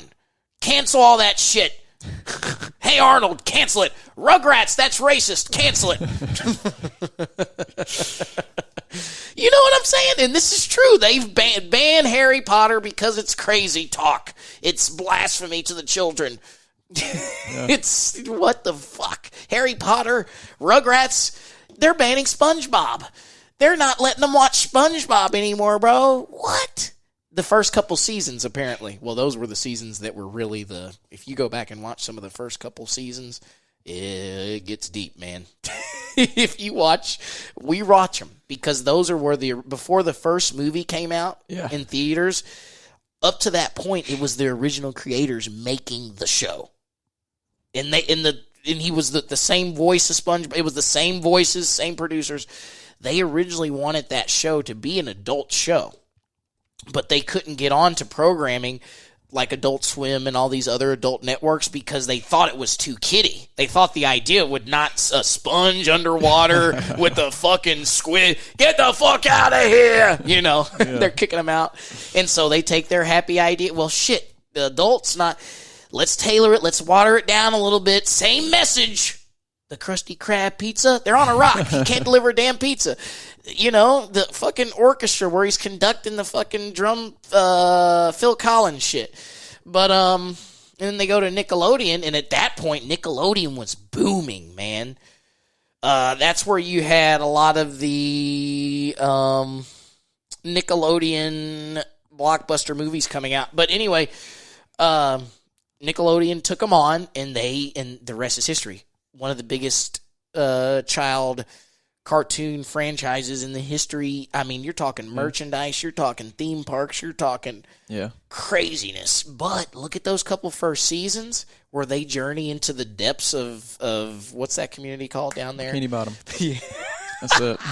Where they journey into the upside down. Stranger Things shit. And they take a couple of literally, their cars are upside down. And they're in the metaverse is where they're at, bro. These Babylonian people are talking to... What is he saying, bro? He's communicating with his fucking tongue. What is he saying, though? This is a new world. What the fuck is this? Some of those couple of first seasons are great. And when you're watching it as a kid, you're like, dude, this is cool. But watch it again as an adult, you're like, damn. Yeah. This is some deep philosophical shit that we're talking about here. Chocolate, shit like that. What does that really mean? No. It's Forrest Gump shit. Hey, life is like you never know what you're fucking gonna get because everything doesn't fit the fucking mold. You've got different flavors, different fillings. You like jelly-filled donuts? What do you like? Chocolate Long Johns? You know what I'm saying? Yeah. If everybody liked the same flavor, bro, we'd be living in a world that was boring as hell. Yeah. Which wraps it all back around to Thank you. censorship of, authenticity. Yeah. Which is almost one and the same, too. I mean, is it when you start to make up your own stuff and you say, I mean, I don't know what I am, bro. I don't know if I'm a woman. I don't know if I'm a man. I feel like a woman, but you know what I'm saying? Shut up. Stop it. Okay, you can say it. Free speech. Woo, free speech. But I can't allow you to go into a female restroom when you have a fucking schlong. You know what I'm saying? Or put it into school. Oh, God. Yeah. Oh. Yeah. Pray for the children. But let's please. Okay, back to the main topic of. Okay. I already forgot. We were talking about advice for bodybuilders. And that's what it is. And the good. Staying true to who you are. Don't let the industry change you. Change the industry. Okay? They all look up to him. They personify Arnold. They want to be like Mike Mintz, the ones that really take into this sport. And those are the ones that are listening like, I know exactly what you're talking about, Cam, because I started looking into all that shit. They're looking at these people, and they're like, damn, these dudes were alphas. I mean, they're living the life, and they're convoluting because you're looking at the life of an influencer in today's time, like the Callan Von Mogers that were, that have... I mean, that's a blatant example of how an industry can ruin a guy and drive him crazy to where he's chasing you with a fucking guillotine. Did you knew that? Oh, you know who Callan Von Moger is? Mm-mm. Influencer who came from Australia. He played Arnold in the new. They made a movie about Joe Weider and the formation of the. He's the one that played Arnold in that movie, okay. Callan Von Moger. That's when his career was really kind of start. He was competing in bodybuilding shows, doing very well, but yet he was living that life to where he was just riding that wave, the dangerous one, going into the depths. The places where we say, don't go in the deep end, bro. It's storm there. Whenever the high tide rises, you do not want to be surfing in those waters. You're going to go under and you might not come back. He was a daredevil. He had a good heart, but his daredevilness instinct allowed him to get addicted in a bad way to where it made him a little bit, it took him too far. So, and he kind of got lost to where, Tiger, same. Look at that documentary. He got into some shit, man. Why was he taking trips to Vegas? Because he was living a double. He was living the bad blood in Vegas and the good blood back in here winning these golf championships. He still was. But that's what it is an example of, and sometimes you can get caught of it because if you're not getting caught... And then you're able to deceive, which is the gift of the serpent, is the gift of deception and elusiveness and seduction and all of those traits, to where might be able to teach you how to do that for yourself. But see, that can only go for so long without it coming to the forefront. And then that's when all hell breaks loose, right? That's when you have to start making apologies and, resigning and changing careers. You don't want to get there. Yeah. You don't want to get to that point because then it's like, damn, you did all that work for what, bro? Yeah. Let that be your lesson because shit, I was there too, bro. In COVID, I didn't know what the hell. I was thinking about quitting bodybuilding full time. I was like, I can't do this. I can no longer afford to designate this much time and energy to this because it's not helping me anymore. It's hurting me now more than it's helping me, I think. But again, that was the enemy telling me that, and thank God I stuck with it. But it's just, that's the advice that I would give. Don't let the industry change you. Stay true to your authentic self. Don't become a sellout. Please. Because when you do, that's basically when you give them their soul. Don't give them your soul just willfully. Let them fucking earn it if you want to give it to them. Shit. What do you need? Give them some parameters. Make a good living for yourself if you're going to, because that's your soul. You got to think, once you make the commitment to do that, you ain't getting that shit back. There's a contractual agreement. Blood runs fucking deep. So when you make that decision to sell your soul to the industry in that format, then you're going to be on Space Mountain, Space Jam, Michael Jordan. He's a god. Chicago Bulls. He's coming back out of retirement. He's coming back from baseball. Yeah, and he won how many more after he came back? And that's when they made the movie, because they said, we've got an icon here. We've got a David here. We've got a Gabriel. Michael Jordan, world-renowned athlete, fucking embodiment of any children's anything. So they put him in a kid's movie. Space Jam, the original, not the LeBron James bullshit. I haven't even seen it. I haven't either. Man, I'm not going to watch it. Anyway, nothing against LeBron. It'd be different if they had Kobe in it. R.I.P. Man, that'd be... But, R.I.P. Rest in peace. Black Mamba. But anyway, back to MJ and Space Jam. If you remember, what was the deal? What was the contractual deal? He said, yeah, if you win this ball game, you basically get to have dominion over and go back and to live the life that you want to live. You get to play basketball again, you get to do it again, and you get to win again. Remember in the movie, he was playing basketball. They were saying, Michael, fucking you suck, bro. Go back to the Bulls. They were saying it in the movie, bro. They were embodying it in the movie. And then what happened? And then his agent came, and he was quirky and fat. Remember that guy? Yeah. Dude, Bill Murray was in that movie. Larry Bird was in Charles. The greats, dude. They had, that's like, did they have any of those type of people in this one? No. You had legends in that first movie. Freaking, Irving. You had a lot of them, from the Knicks. What's his name? Ewing, Patrick Ewing. Yeah. All of them, bro. Jason Kidd, crazy shit. And you had the Looney Tunes. That's when they were popping. They canceled the fucking Looney Tunes too, bro. They did. He's taking off his headset.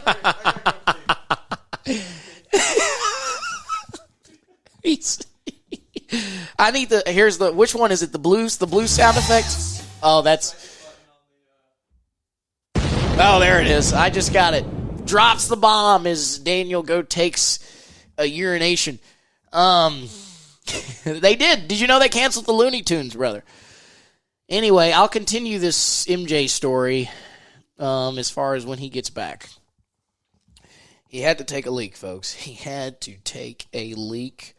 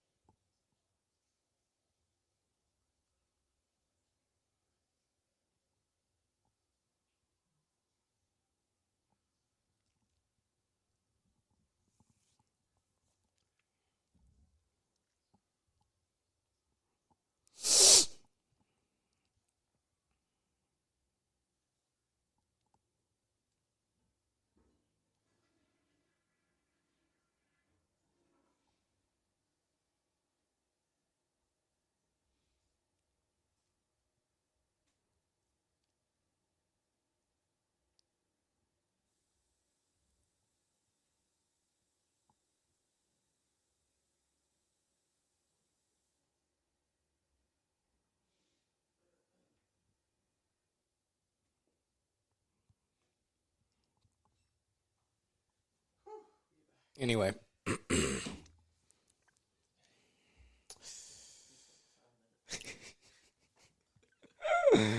And Danny is back. Hold on. And he's back from the latrine. It's good to be back. Yep. So, yeah, I'm going to finish the Michael Jordan. So, basically, in that movie, what we see is David.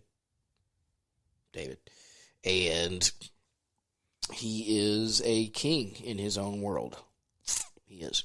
Michael Jordan, a king. king. At the height of his career, he was the epitome. You didn't even have to like basketball, but you wanted to be like Mike. You didn't fucking even have to watch him play a single game, but you knew who the hell he was, right? So we've got David. He is faced with this decision, okay? And so the agreement is, you win the game, you get to do what you want to do. You lose the game, we basically get your soul, and we use your gift, and we keep you up on Space Mountain, and all you do is sign fucking autographs and put the ball through the hoop. That's all you do, 24/7. You don't sleep, you don't do anything, and that's the agreement. And the rest is history, and he does, and it's triumphant, and he dunks it for the winning. And it's great. It's a kid's story. The Monstars, bro. The monsters, a.k.a. And then they grandiose them. They started small, puny, grotesque, weird little creepy crawly creatures, serpents of the earth, extraterrestrial, not even from Earth. And then what do? They find this, possess the greatness, the talent. They conjure the talent of these great, phenomenal athletes. Remember, they got the basketball. They went to the game. They sucked the talent. They literally tell you in the movies, bro. They suck the talent. Those dudes couldn't even play basketball. They're going to see psychiatrists. What's happening, Charles? What's happening? You suck, man. They take their talent from them. And then they become these big fucking muscular, remember? Yeah. And they're like, they're going to lose this fucking game, bro. They're dunking, they're big, they're bad, and you've got Bill Murray and Bugs Bunny. Remember the little water? He fills up the water bottle and writes magic juice, placebo. That's all it is, bro. We have that in society, placebo. Protein powder, okay, but yeah, you do work. It's a supplement. Everybody drinks it and they think that they're shit. Oh, give me some. And the little dude doesn't get any, stuffed in a locker and shit. Good moral, kid shit that teaches you good lessons. And what do? And he fights and he works, right? And they do it and he wins. And they come back. His family thought they had left him, right? They was like, where did dad go? He had to go to Fort Lauderdale to take care of some fucking business to come back and take care of y'all's asses. Boom. Mike, give me a bomb. Give me a bomb. Mike Jordan give me a drop. bomb.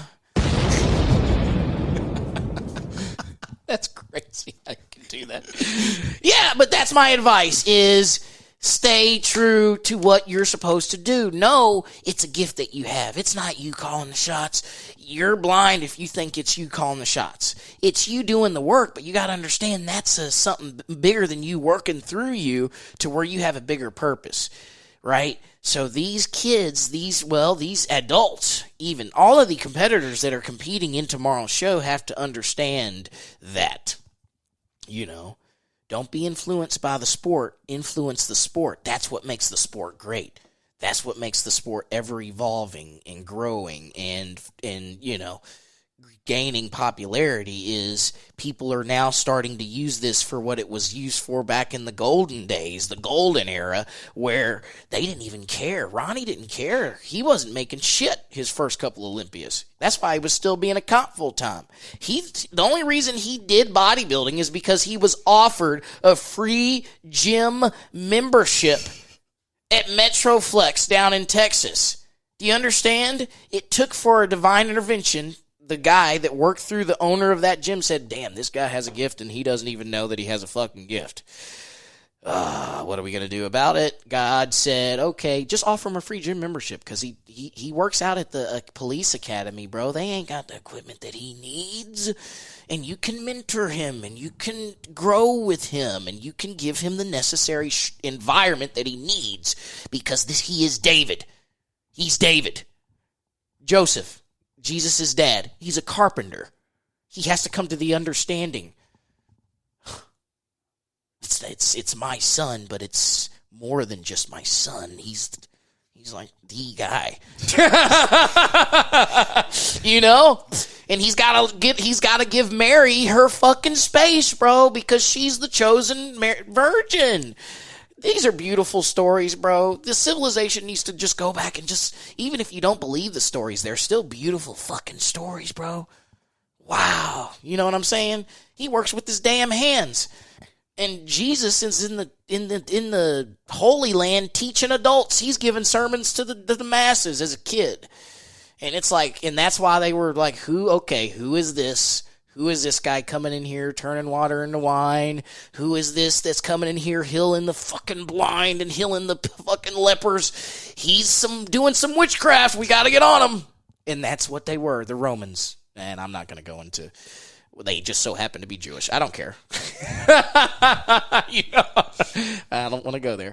But, people that were the opposition because they said, well, we've done it this way, and he's going against the grain, bro.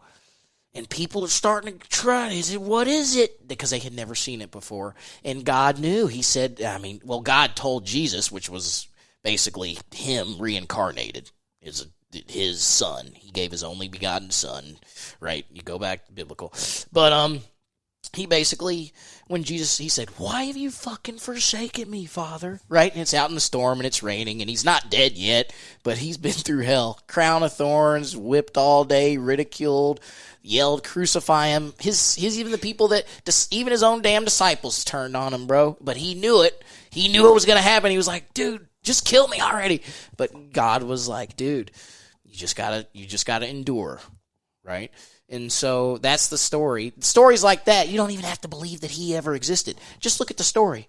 Isn't it a great story? It's a great story. Yeah. That's a Oscar award-winning grand, Yeah. So it's like, just think about the creators or the people who wrote that in there. You think they just came up with? I mean, come on. They could have, maybe, but no. You can't make that shit up. You can't really, because imagine, you don't realize shit like that is happening today. We just don't, you know what I'm saying? It's just, we're so advanced that it doesn't even faze us at this point, But it was also like, it's so much more. It's not like you're going to have people going out here and performing magic tricks. That's not what it's about. It's about the level of faith. The level of faith that one has to believe in the actual power in existence that is going to be able to allow you to do whatever it is that you want to do. I'm not talking about fly. I'm not talking about doing supernatural things. That's not what I'm talking about. It's not what I'm talking about. I'm talking about the ability to reach your full potential. That's what we're talking about for these athletes, for these competitors. That's why I say, hey, bodybuilding saved my life. That's why I was able to come out and through the gift of bodybuilding, because it taught me, wow, dude, I can push myself so much farther than I thought I had. Like, my constraints, there is no comfort zone, because why would I want a comfort zone when all this shit is amazing? No comfort zone necessary. I don't want any constraints, any boundaries, because every challenge is like a new adventure. It's a new journey. You meet new people. Build new relationships. Stephen Heckman, been training for him, known him for years. Younger than me, 21, never competed. He's just now really gotten into the series. Got him a coach. He's my training coach. 20, younger than me, never competed, not an IFBB pro, but he basically has trained me for the last going on almost a year. So we've known each other. I mean, this is some David and Gabriel shit, right? He's a former, dad was an Iron Man, Zeus shit. Zeus.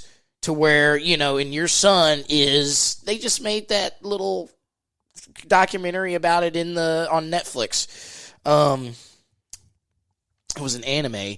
Anyway, his dad was an Iron Man, bro. Mom was a runner. And he was on the verge of being he was a runner back in the day. Steven was. Long distance, really good. His sister runs. She's about to get a scholarship to some top level.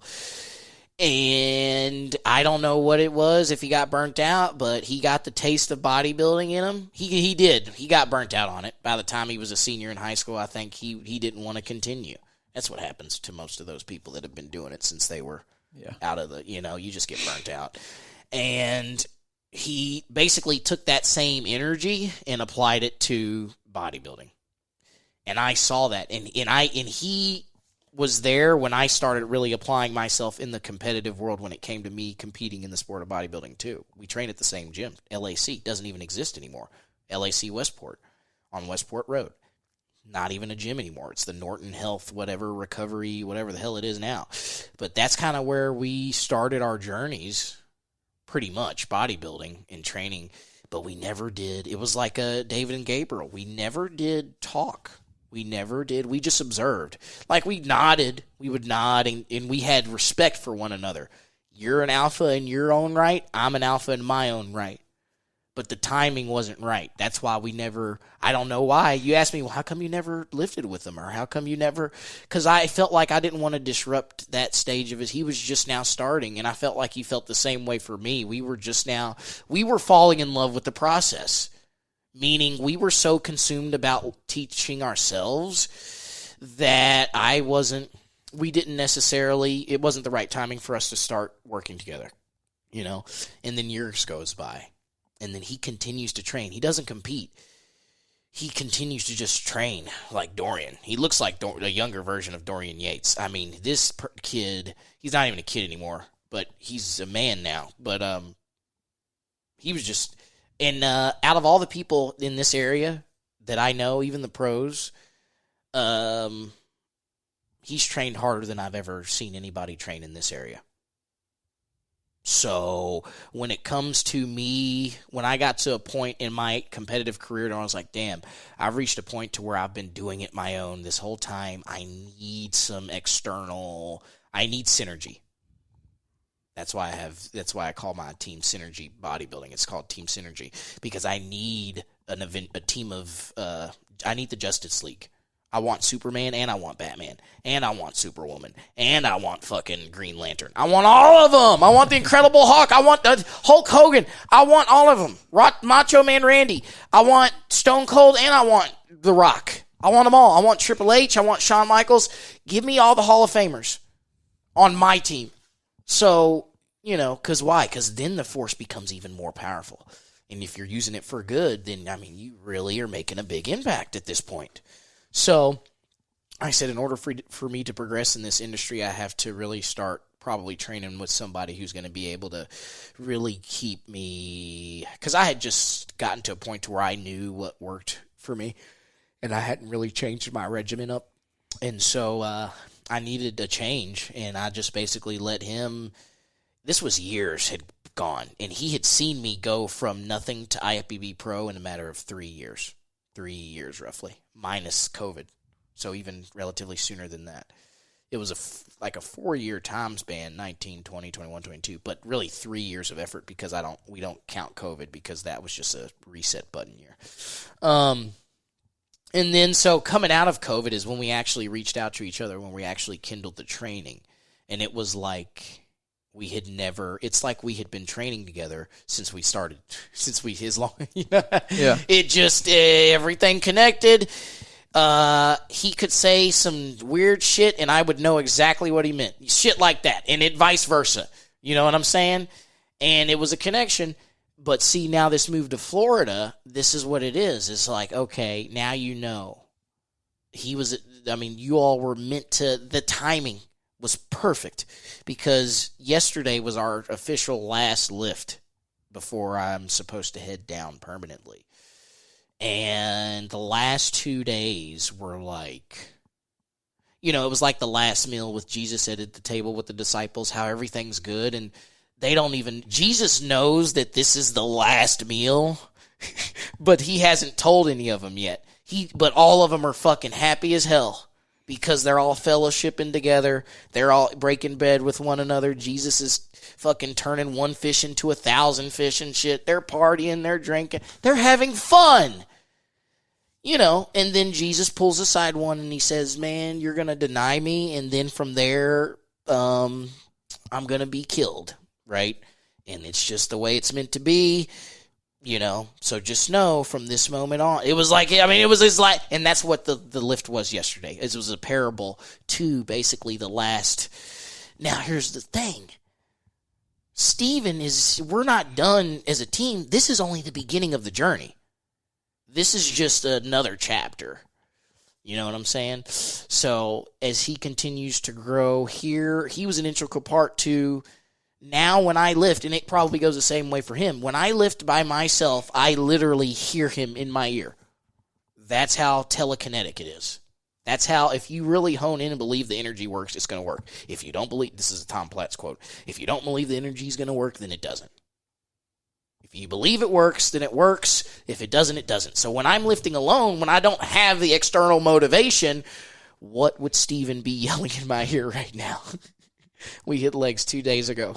Never until high school had I ever had anybody. I was on the hack squat, and I haven't hit legs since the last time me and Steven hit legs because I'm too big of a pussy. Right? Shit like that. He's like, when's the last time you hit legs? He's like, dude, I haven't hit legs since we trained legs 3 weeks ago. I ain't going to lie. Not even going to lie. So he knew he had to push me, and he knew he had to slap me in the mouth. Not literally. So I'm getting, well, this is the top set. I don't even know how much weight's on there. I try to match. Steven is stronger than me. He's bigger, younger, stronger. He's fucking Goliath. I am the David in that scenario. But the thing about it is, I am that strong as him. People are surprised that I can lift as much weight as him, but I started off as a power lifter. It's muscle memory, muscle maturity. So just imagine, I can only imagine what Steven's going to look like when he's my age. Redonkulous.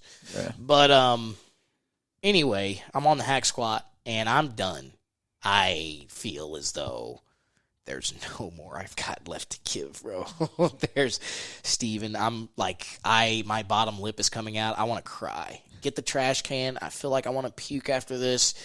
Thank you. I'm done, bro. And he's like, no, you've got 2 more reps. I'm like, what?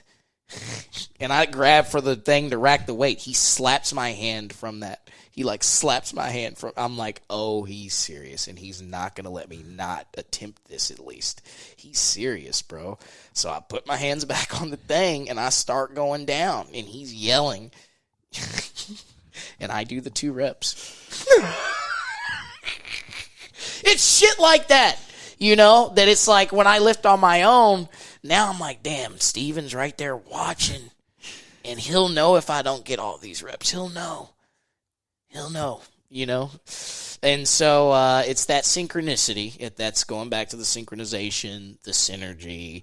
If you believe the energy works, then it does. If you believe it doesn't, then it doesn't. And that's all there is to it. I mean, for these competitors, if you believe you have what it takes to win, then you can allow yourself to push you harder than you ever could imagine that you could have pushed yourself. And you can win through reps. I did win my first show, but it took work to get to that point for me to even have the confidence to compete against competitors that were on performance-enhancing drugs, right? People tell you, you're not going to succeed in that league, bro. Everybody's going to be juiced. If you're going to have to get on something. This is shit that they're telling me. The Pharisees, the heretics, the fucking all those people, the non-faithful, right? The secular people. You're going to need to take this. You're going to need to take that. You ain't going to be able to do that naturally. These people are on shit. They've been taking it. They're bigger. They're stronger. They're fat. David and Goliath shit, bro. And I'm sitting there thinking, damn, man, fuck. I only got a slingshot going into a battle, and he's got this fucking armor, fucking sword, handcrafted by the best blacksmiths in the world. And that's in the Bible. Great story, bro. He goes in there with the fucking handmade, hand-shifted stick slingshot with the fucking a couple of marbles in his pouch. And they say, are you crazy? You're about to walk in the den of a lion. And you think you're going to beat this motherfucker with a couple of marble pebbles and a makeshift slingshot? It's going to be hella entertaining. But little did they know, what did David have that the Goliath didn't? Goliath thought he had the ego, he had the body armor, he had the best handcrafted, licensed, patented Remington best rifles you could possibly handcraft, bro. Semi-automatic, everything. He was equipped. And he trained. He was built. He was stacked.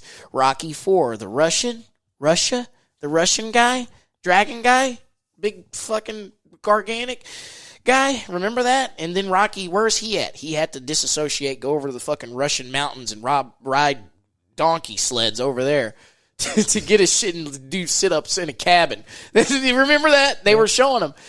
He was riding the dogs. He was literally running on snow-capped mountains. Remember that? They don't make movies like that anymore. The helicopter, he's literally, how do they get that shot, bro? He's running on a snow-capped mountain, and they zoom out, and he's running on the mountain, bro. Go back and look at those movies. I just think that's phenomenal. I just think, dude, that is, like, I would love to go there and literally stand on that same land where that shot was filmed. And just take all of that in. Because you got to imagine, Sylvester Stallone, even filming the movie, definitely had to feel like a goat. If you look at the training that he endured to get his body, look at Rambo. Look at his physique in those movies. Right. Crazy. And if you think he just took steroids and he just woke up with shredded with the... No. He trained with Franco Columbo. He trained with fucking Louis. He trained with Arnold. He trained with all of those guys and dieted and he said, if I want to have the ultimate physique, I've got to go to the best.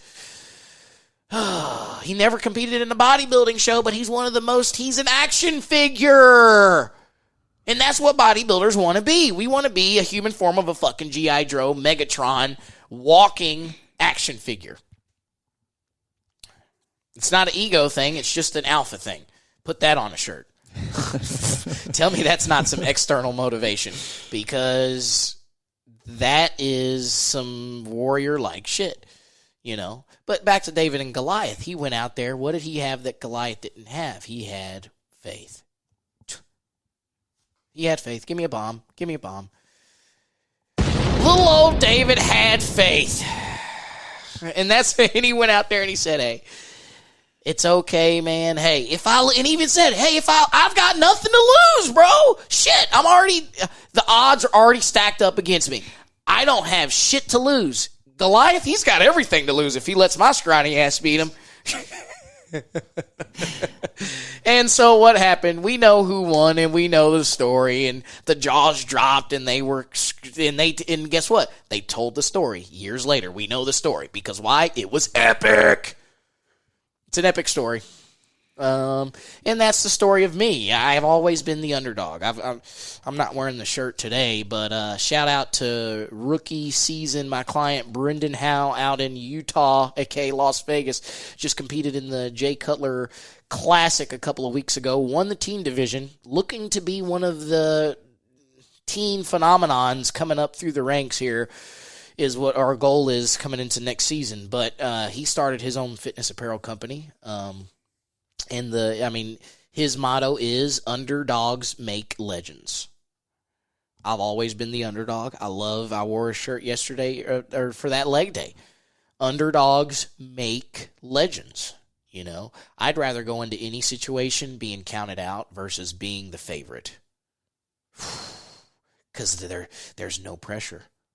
Like those Trinity St. X games, the reason why they were good games is because y'all were the favorites. Y'all had the talent in those years during that little phase window.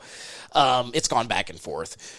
But we had nothing to lose, bro. Like I said, we could have lost every other game. But the Trinity game, we were laying it all out for that fucking game. Everything. And so that is the story of kind of where I was really starting to hone in on that true gift of, dude, you're meant to be the smallest guy. You are literally meant to be that guy that people are going to rule out and people are going to look at and be like, who the fuck is this guy?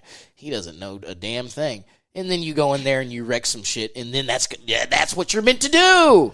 David knew he was called to do it. Jesus knew after realization he was called to do what he had to do, right? Look at all the stories. Superman. Great story. Batman. Parents are killed in Gotham, on the streets of Gotham. Parents are killed in front of them. Oh, my God. Horrific. Traumatic to a lot of people. I mean, just imagine if you had to endure some shit. Coming out of your birthday gift, coming out of an opera show, fucking in a back alley, and your parents are mugged and robbed, and you're left for whatever the fuck you're left to do. So the stories, look at the stories of these people. And because they are personifications of those bloodlines that are fabricated into, human nature, really. Human nature. Yeah, thanks for filling in the gap there.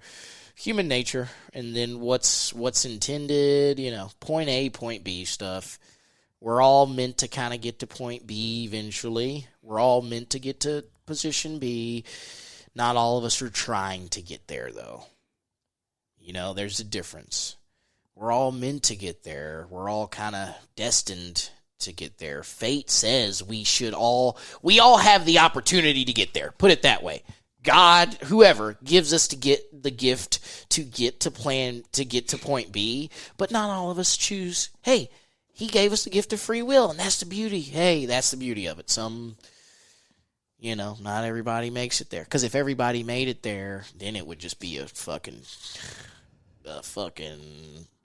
red light district. I don't know. If everybody got to play, if everybody was just, next, go, next in line, here's your handout, hey, here's your, you know what I'm saying? Here's your fucking handout.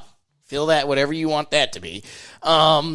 Without any work being applied, then you're not gonna be ready. You're not gonna be mature enough to handle what life's gonna be like at point B. You're not gonna be responsible enough to be gifted that much abundance when you're at plan B, position B. You're not going to be ready. So the reason why you have to endure so much bullshit is so you can fucking be ready to take on the greatness of when you get there. And give me a bomb and we can wrap it up. This. It's so good. That's what it goes back to. Life is a prep. Life is a constant prep. We need to get shirts made. Let's go. And you need to we need to get shirts made that say that. Because I don't know. Somebody's going to steal it. If you don't put it on a shirt, somebody's going to listen to this and they're going to patent it and they're going to make millions and you're going to be, that's my idea. Yeah, no. They beat you to the punch, bro. They beat you to the punch. Conversations like these, and it's just like, we're just talking, we're smoking and joking. Not literally smoking, but that's what the Army jargon, right? Smoking and joking. That's all they're doing. They're out there in the field. They're on patrol, but they're having fun while they're on patrol. You know what I'm saying? Because your responsibility, what is your responsibility to protect the freedoms of the American people? What does that mean? That's a big responsibility. Big responsibility. So you have to have fun. You've got to find ways to deviate from the reality and make it your own shit. Authenticity, right? I'm not letting them change who I am, but I'm using my gift to make this team better. Come on. That's why I'm going to, it's like, why do we have so many different little gangs? That's why East Coast, West Coast, you talk to Snoop Dogg and Dr. Dre and all them now, and they're like, yeah, that was stupid, bro. We were young and dumb. Young and dumb. We were just flexing our shit when we were young and dumb and trying to be lions, and that's how real men develop. You go through that phase of just kind of wanting to be super, even instinctually. Right. And so once you kind of grow out of that, hopefully, now you talk to them and you're like, yeah, that was done. We're friends now. And they're like, RIP to the ones that have died because we were so stupid along the way. Lives have been lost because of our stupidity. So there's no reason to be, we're all bodybuilders. We all understand what it feels like when we really are doing it, when we're really doing it. Yeah. If you're really doing it, and you're doing it, we know. So what's the problem?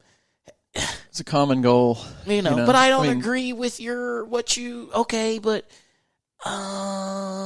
isn't that, if we agreed on everything, wouldn't it be like Dr. Seuss shit, Cat in the Hat shit? You want this life reality to be like fucking riddles and shit?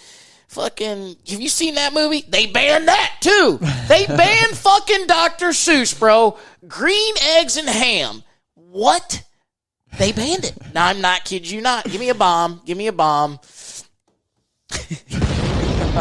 They banned fucking Dr. Seuss. Cat in the Hat. What? Thing 1, thing 2. These are life lessons. Hey, they're both a thing. But we've got the thing 1 and thing 2. their things, you know, and you've got cats that wear hats and fucking people that eat green eggs. But the reality of it is all of the shit is the same. Got to coexist. You've got to be friends. You've got to be buddies. But see, he's a fucking cat that wears an Abraham Lincoln hat. And then you've got these weird little things that run around. I mean, Willy Wonka and the Chocolate Factory. Give me a bomb. Come on, Charlie? He lives in a shack. You know? The strive, the pursuit of happiness, man. He wants the golden ticket. He wants to experience what it's like because, damn, these chocolate bars are so fucking good. How do they make these? It makes me feel so good, right? The endorphins that I get when I work out. Right? When I entered the pearly gates, the glorious house of gains, just the sound of the clanking of the metal, and I am salivating. It's kind of weird. But yeah, in a good way. You know, Charlie, he's like, damn, the opportunity that I could potentially bring my family. Like, dude, my dad's busting his ass every day in a fucking factory. This was made during that time where that's what was happening. Dude, and we're living all and sleeping all in the same bed and shit. Like, if I can go and get the golden ticket, this can be our ticket out, man. And then he goes, and then he finds out the truth of the chocolate factory. Wizard of Oz, that's another one. Dude, if we could just get to the wizard, they're going to grant us everything that we want. Government. They're going to get us everything that they want, bro. We just have to do what they say, follow the yellow brick road, and then they get there at the land of Oz, and they realize, damn, dude, the wizard's not even fucking real. He's a fucking wacko. Bomb! The wizard isn't real. He's fake. They're lying to you. But the thing about it is, through that journey of discovering the reality of Oz, that is where they developed their actual gifts. The Lion was the strongest fucking one. He was the one that had the courage out of all of them, bro. Fucking the Scarecrow was the one. What was he? He was the brains. He was the one that was coming up with the idea with the flying monkeys and shit. You know what I'm saying? Look at those stories and look when they were made and look at how fucked up those ideas that they were fucking Oompa Loompas and fucking midget or little people. You can't even say that people are going to get offended. Whatever you want to call. But it's like, dude, think of these ideas that they're coming up with in the 50s and the 40s. You think they're just coming up without having some type of influence from something? Like, where are they getting this clapping your heels? There's no place like Kansas, fucking Herc, fucking evil witch, wicked witch of the West, fucking white pearly gate, the good witch and the bad witch. You've got to take the evil witch's shoes because she's got the same, but you got to wear them because you're pure. The evil witch was using those red shoes for evil. She was clicking them, and she was bringing evil. That fucking hurricane came down, boom. She's right, she's under there. You remember seeing the fucking legs stick out. Dorothy has to take the slippers. Fucking pearly white witch comes down. I mean, they're telling it to you through the movies, bro. Good blood, bad blood. They were sisters. Lion King. Fucking phenomenal, bro. Go look at the play on Broadway if you haven't. It made me cry the first time I saw that shit because you're like Simba and then Scar. And you're like, damn, they come from the same bloodline. Scar was just a jealous motherfucker that was trying to get that clout. They all had clout. They were the royal family, bro. Why y'all gotta have beef? Let him be king and you go run your shit over there. I mean, that's what it's meant to be. Who cares? No, but that's not how the story goes. He ends up killing that motherfucker. Killing him. And his son is David, right? Jesus, probably, if you want to exemplify it that. He's given the gift. He's grown. It takes a whole village to raise his ass. He had to go through Death Valley. He meets a little friend in Death Valley, his future wife. Boom. Adam and Eve. But, you start looking at those movies, too, and it's like, wow, they actually tell you what, and then whether the producers and the directors know it, that's what they're doing. But they know it because it's a collective agreement. That industry, they know, how are we going to entertain humanity? Well, we've got to basically tell the story of humanity, but just make it awesome. We've got to make a biblical version of this shit in real life. What do you mean? Kryptonite, Superman, yeah, he's super strong, but kryptonite, you get kryptonite anywhere near him, and it's going to fuck with him. Yeah, so it's like he's not perfect. He's still got his ailment, his thing that distracts him, where he's not able to use his gift to potential, because that's his ailment. Kryptonite, wherever that's derived from, on whatever planet, for whatever reason, that's the thing that does it for him. Everybody has their kryptonite. That's the thing you have to realize. Everybody has their fucking kryptonite. That's the thing. That's why I'm whispering. Everybody, but once you know, okay, this is clearly what my kryptonite is. Clearly. You can start balancing it, Just don't fucking get near kryptonite, bro, and you'll be good. But that's easier said than done. That's easier said than done, right? You can tell them not to eat from the tree, but damn, that tree looks fucking good. That apple right there is the best. I see all these other apples on all these other trees, but why does that fucking apple look so fucking more scrumptious and voluptuous? Because that's the gift of the outcast fucking angel. I mean, seriously, that he has the power to make shit look so good, bro. So fucking, that goes back to Willy Wonka. They made that candy look so fucking good, right? Don't chew that gum. It's not ready yet. It's going to turn you into a blueberry. But hey, here it is. You can eat it if you want. See, and that's the fucked up part. You tell them not to eat it, but you're giving them it anyway. She's going to eat it.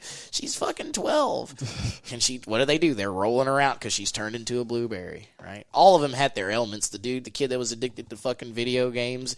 Now, that's what's happening. They're telling you this. They predicted it before it even blew the fuck up. Kids addicted to fucking social media, video games. That's what Willy Wonka and the Chocolate Factory was about. It was predicting that. It was predicting kids, social media, all of that. That's what it is. Like my little cousins, nieces, nephews. When we come home from school, bro, when we used to come home, I used to ride my bike. Do people even ride bikes anymore? Anyway, I used to come home from school, which I thought was work, right? You conceptualize it's like you think you're doing it back then. I'm going outside. I'm playing outside, bro. I'm getting fresh air. I don't even want to do homework. I want to go outside and play with the buds down the road. We're getting into some mischievous shit. Learning, not mischievous like doing bad shit, but we're fucking out there doing some extracurricular activities. living life, Yeah. School has clocked out, right? School is no longer in session. We're not going home fucking playing a lot, we are, but that's not, we're balancing it out. Like, we've still got, we're going to go do shit. We're going to go. Yeah. Why don't you want to explore Mother Nature when that's what you're supposed to do as a human? You're supposed to be in tune with, we inhabit the earth, but are we starting to let the earth inhabit us? Get what I'm saying here? Through the development of technology and sophistication and evolution, are we still inhabiting the earth, or are we now allowing the earth to inhabit us? And that's a rhetorical question, but what do you mean by that? Everything. That applies to everything. That applies to Amazon rainforest. That applies to forest fires in California. That applies to technology. That applies to mountaintop removal with coal mining and water runoff and contamination, whatever, fracking, offshore drilling. Everything. Global warming, everything. Everything. Are we allowing the earth to inhabit us, or are we inhabiting the earth? It might not be a right or wrong answer. I'm just saying people don't think about it enough. It's a lot. It is. I know.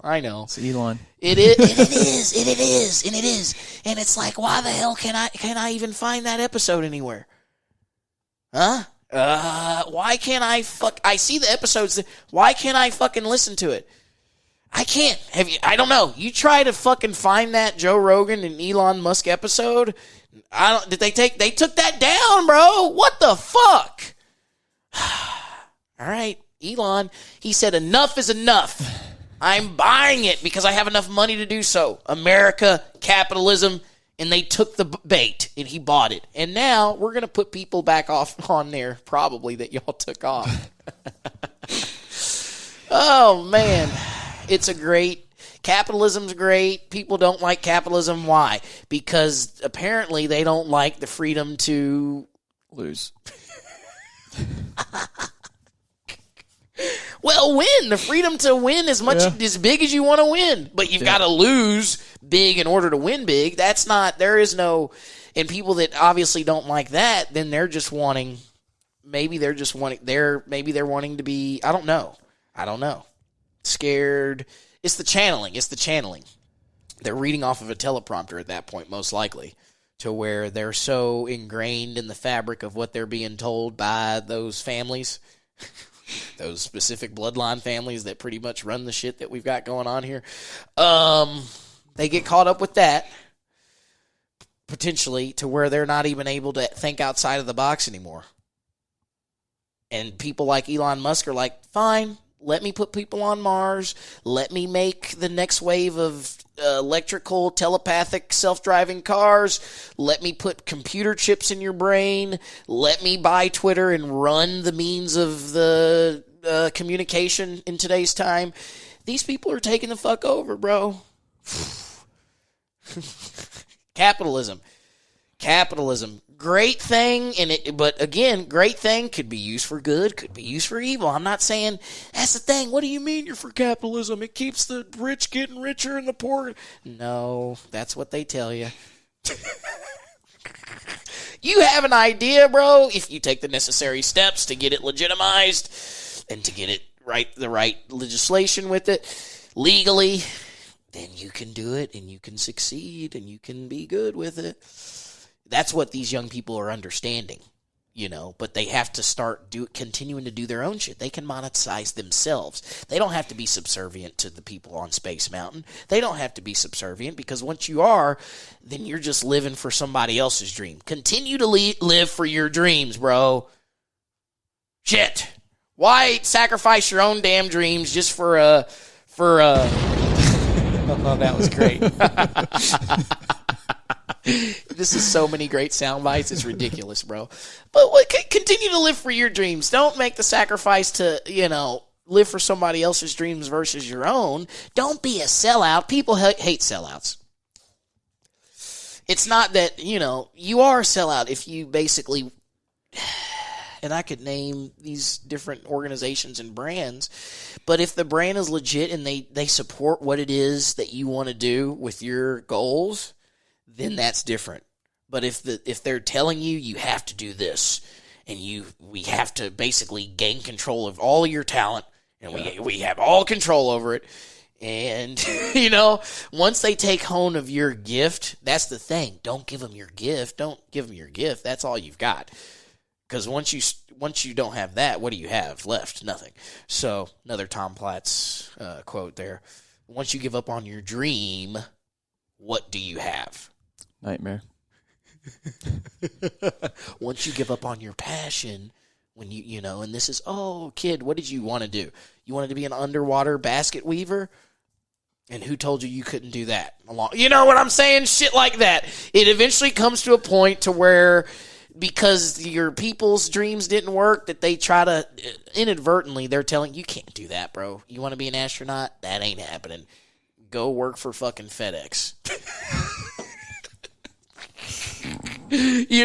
Why limit somebody's dreams? That's why we have places like Disney World, right? Make a wish. What do you want to do? I'm going to Disney World, right? Shit like that. To where it's the never-ending realm of possibility, right? Set a goal, work towards the goal. Even if people live long and prosperous lives and they, every day they've, because here's the thing, you're never going to accomplish as much as you want to accomplish if you keep setting higher and higher goals. What happens when I won my first NPC show? Did I stop there? No. What's the next best thing? IFBB Pro Card. Okay, I got that. What do we got now? Olympia stage? Okay, winning the Olympia. Got to get there first. But you see what I'm saying? Yeah. You should be Then you become the governor. Yeah. Oh, God. Oh. And I'm born in America, bro. They can't say, I'll show you my fucking birth certificate. But who knows? You never know. Right. You never know where that course is going to take. Possibility. And here's the thing. You were recording this live, and you're going to have this forever, and you're going to say, damn. At that point at which we reached equilibrium, at the point of which our paths crossed, integral part to each other's journey there. Influence, impact, energy, right? Of which you were able to come out of certain circumstances, almost like you were now a new person, almost. A new person, almost. What was that? I just heard some, I don't know what that was. It was a paranormal. It's the shape of shift of Earth. Some makeshift happening. Yeah, some people that don't want this conversation to be had trying to be inflicting some shit. But no, if that doesn't answer that question, I don't know what will, man. You're going to come to this show tomorrow, and I'm going to sit back, and I'm going to love because these are people that have made the commitment to be involved in something that is bigger than themselves. And that is letting their bodies and their physical state be a vessel to exemplify their gift. The gift. Whatever the gift. These people come from everywhere tomorrow. These people have different backgrounds, have different jobs, have families, whatever they've got going on, but they've all made the sacrifice to be a vessel, to be worked through as an exemplification of this is the story of David. These are the stories of which we're doing. They're going to be champions tomorrow. They're going to be losers tomorrow. They're going to be winners tomorrow. They're going to be losers tomorrow. Okay? So, and here's the thing. The losers will be able to walk away if they did it right and still feel as though they won. Why? Because they did everything that they could to get where they were. So, it's not a matter, and here's going to be the last bomb, and you can wrap it up, and we can see how we're going to bring this to an end. But the moral of the story is there's no such thing as losing. There's only you can either win or learn. And that was told to me by I don't even fucking know. It's one of those anonymous Socrates philosopher, probably was said on the hills of the Roman Empire one day, right? Some shit Greek mythology, gods, right?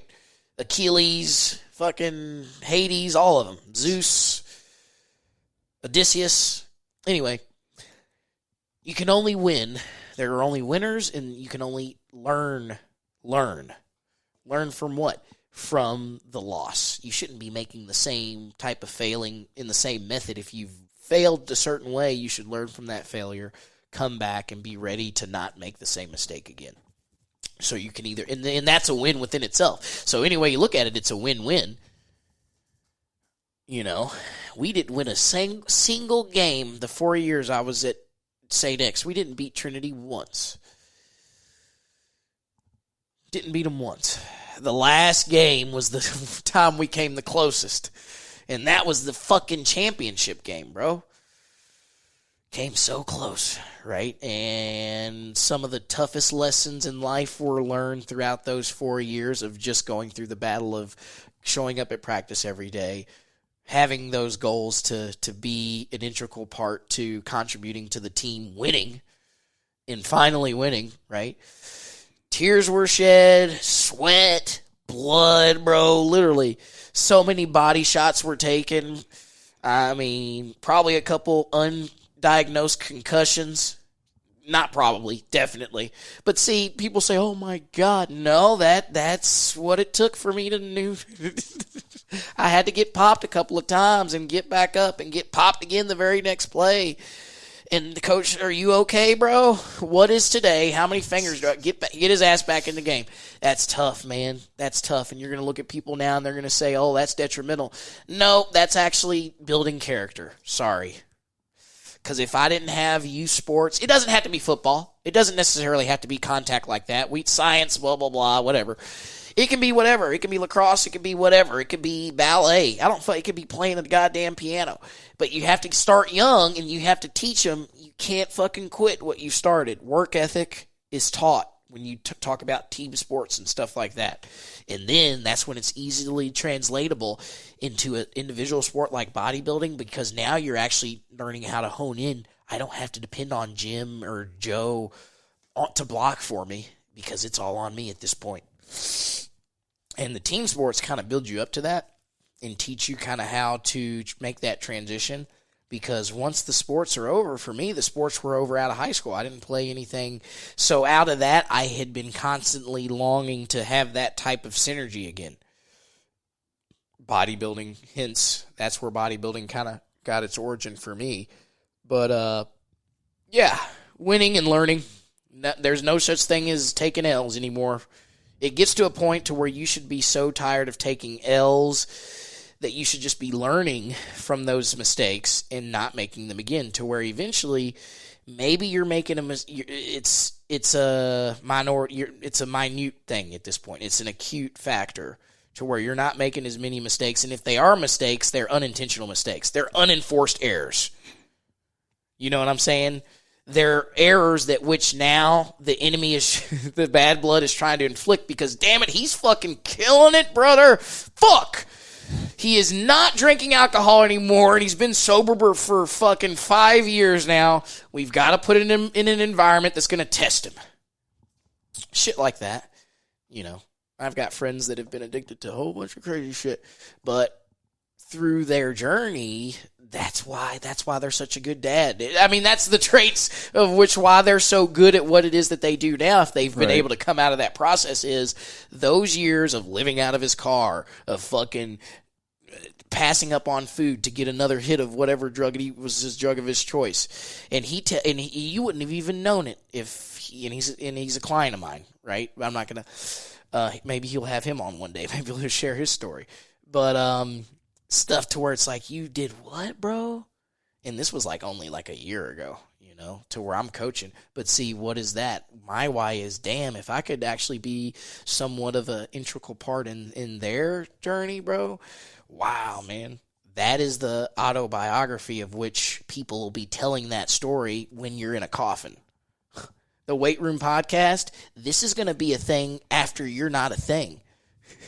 Hopefully many prosperous years later, 100, live to be 100 or some shit. They develop a time capsule. Yeah. 125 years left. Yeah. That's my goal. Right. Shit like that, to where it's like, what is going to be written on the tombstone? What are the great, grandkids? How you talk about how I'm going to be talking about my grandpa, right? And he's still alive, but it's like, you remember shit now as a 25-year-old is like, wow, those memories you're never going to be able to get back. Peter Pan, this is it, bro. As far as what were they trying to do in that movie? Peter Pan was basically someone who was trying to be a kid forever. He was trying to be young forever. So what did he do? He kind of took the energy from kids, but by showing them the abundance of what it was like to not conceptualize time. So you can still be young, but you're old in age. That was the concept of what that whole movie was trying to portray. Right? Robin Williams, that's another one. He played Peter Pan, bro! And do you know his story, bro? Mrs. Doubtfire, all the movies he was in, and that's why probably he came to an unpleasant end, because he was such a pillar of these type of messages. Look at the movies, kids' movies, Robin Williams. Jim Carrey is another one, bro. Where the fuck did these people go?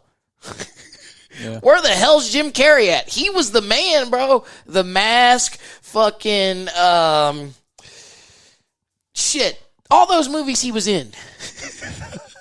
A ton of them. And they were all great. Yeah. Will Smith is another one. When's the last time he came out with some good shit? Don't give me that whatever that Serena tennis movie. That's bullshit. I haven't even seen it. I'm talking about Independence Day, iRobot, fucking Fresh Prince of Bel-Air. I'm talking about that, not slapping Chris Rock in the face at the Oscar. Not that. All right, that's not what I'm talking about. But I don't know. It is what it is. But that's the advice for the rising stars of the industry is you've got a gift. Stay true to your gift, bro. Lady, whatever who you are. Lady bros.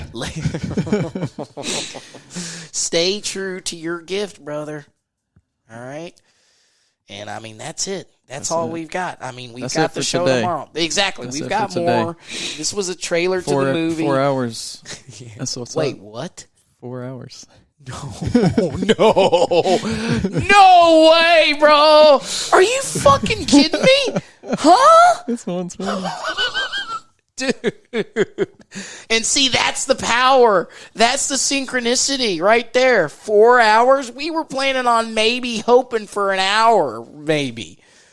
What? That's crazy. So maybe this needs to be a multi-part podcast to where we need to edit. Nah, no editing. Straight out. If you can listen, here's if you can listen all the way to the ends. This is going to be a multi-day. They're not going to. I'm not encouraging you guys to listen to all of this shit at once. I would do it. It's good. I'm going to listen to this. I can't wait to re-listen to this. It's going to go up.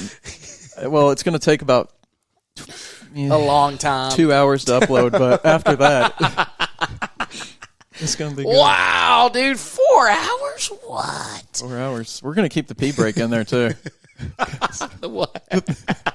That's the intermission. Exactly. Hey, when Daniel takes a piss is when you all go take your piss. Exactly. Your bathroom. Because I guarantee you're not going to pee longer than I did. No, you're not. You're going to need to go use the restroom, fucking warm up a bowl of popcorn and fucking Friday Night Lights type shit.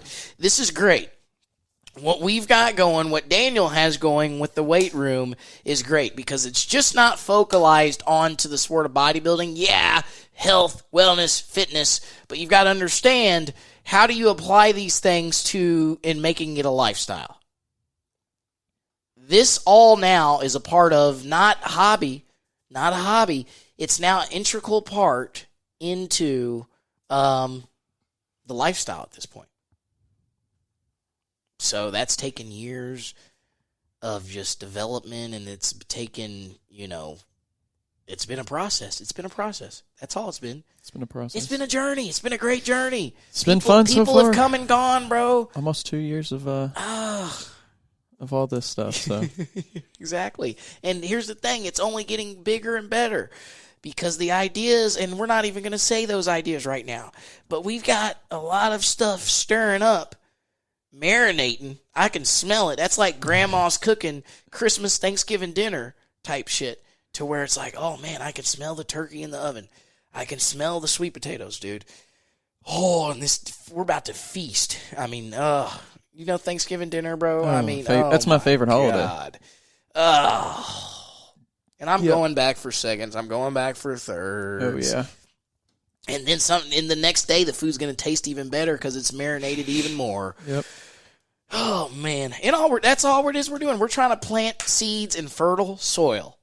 This is harvest season. Whether or not y'all understood the last 4 hours, what have we been talking about? We're farmers out here trying to plant these crops into fertile soil. Right? And they're going to blossom. They're going to be omnipotent. They're going to be great. Because we're gonna provide them the sunlight they need. We're gonna water them when they need to be watered. We're gonna make sure that they have all the necessary tools to be great. Now, what they choose to do once they sprout, no longer in my control. All I can do is guide the horse to water. Can't make the horse drink the fucking water. Because I'm not doing that. Nobody has to be. Here's the thing. And if the horse dies, if you're the one that's riding the horse, if the horse dies on you, dismount, brother. Don't try to keep riding a dead horse, beating a dead horse when it's dead. Dismount. Please, dismount. When the horse is dead, dismount. Bomb. I love that, bro. That is epic. All right. I don't have anything else. I think that is so much. That's good for today. So make sure you, if you're listening all the way, if you already, if you've listened this far, you know where you can find podcasts. I'm not even going to go over that. You know where podcasts are. Just make sure you're subscribed. Yeah. Make sure you support. Follow us on Instagram. That'll be down in the description. Yep. And if you're going out to the show tomorrow, can't wait to see you there. We'll see you there. Hopefully we'll have the setup there. We are trying to get it set up there. We'll see. Either way, we'll be there. Either way, we will be there. In live, true. And we will be... Getting hype. Yeah. I thought you were about to say getting high. Yeah, that's a whole different scenario. Anyway, the Weight Room Podcast. Cool. Good. Second time I've been on, and it ain't going to be the last. That's for sure. Guess what? People love it, and they're going to listen. And there are going to be people to listen to the whole thing. Whether they listen to it in one setting, that's a different story. Yeah. But basically, I think what's we should happening, give a code word out. If somebody listens and they tomorrow they come up to us. Okay. Well, okay. So if you listen to this whole thing, if you come up to us tomorrow and say basically, "Hey, Cam, hey, Daniel, the cookies are in the oven." Yeah, I like it. The cookies are in the oven. Something's gonna happen. Just say that, and we'll know. Oh, wow, that's a true fan. Support. That is a true disciple. The cookies are in the oven. Anyway, come up to us and say that tomorrow, and we'll give you a gift or something. I don't know. Gift, yeah, for sure. Yeah, but that's it. So stay on the path and stay listening to the Weight Room.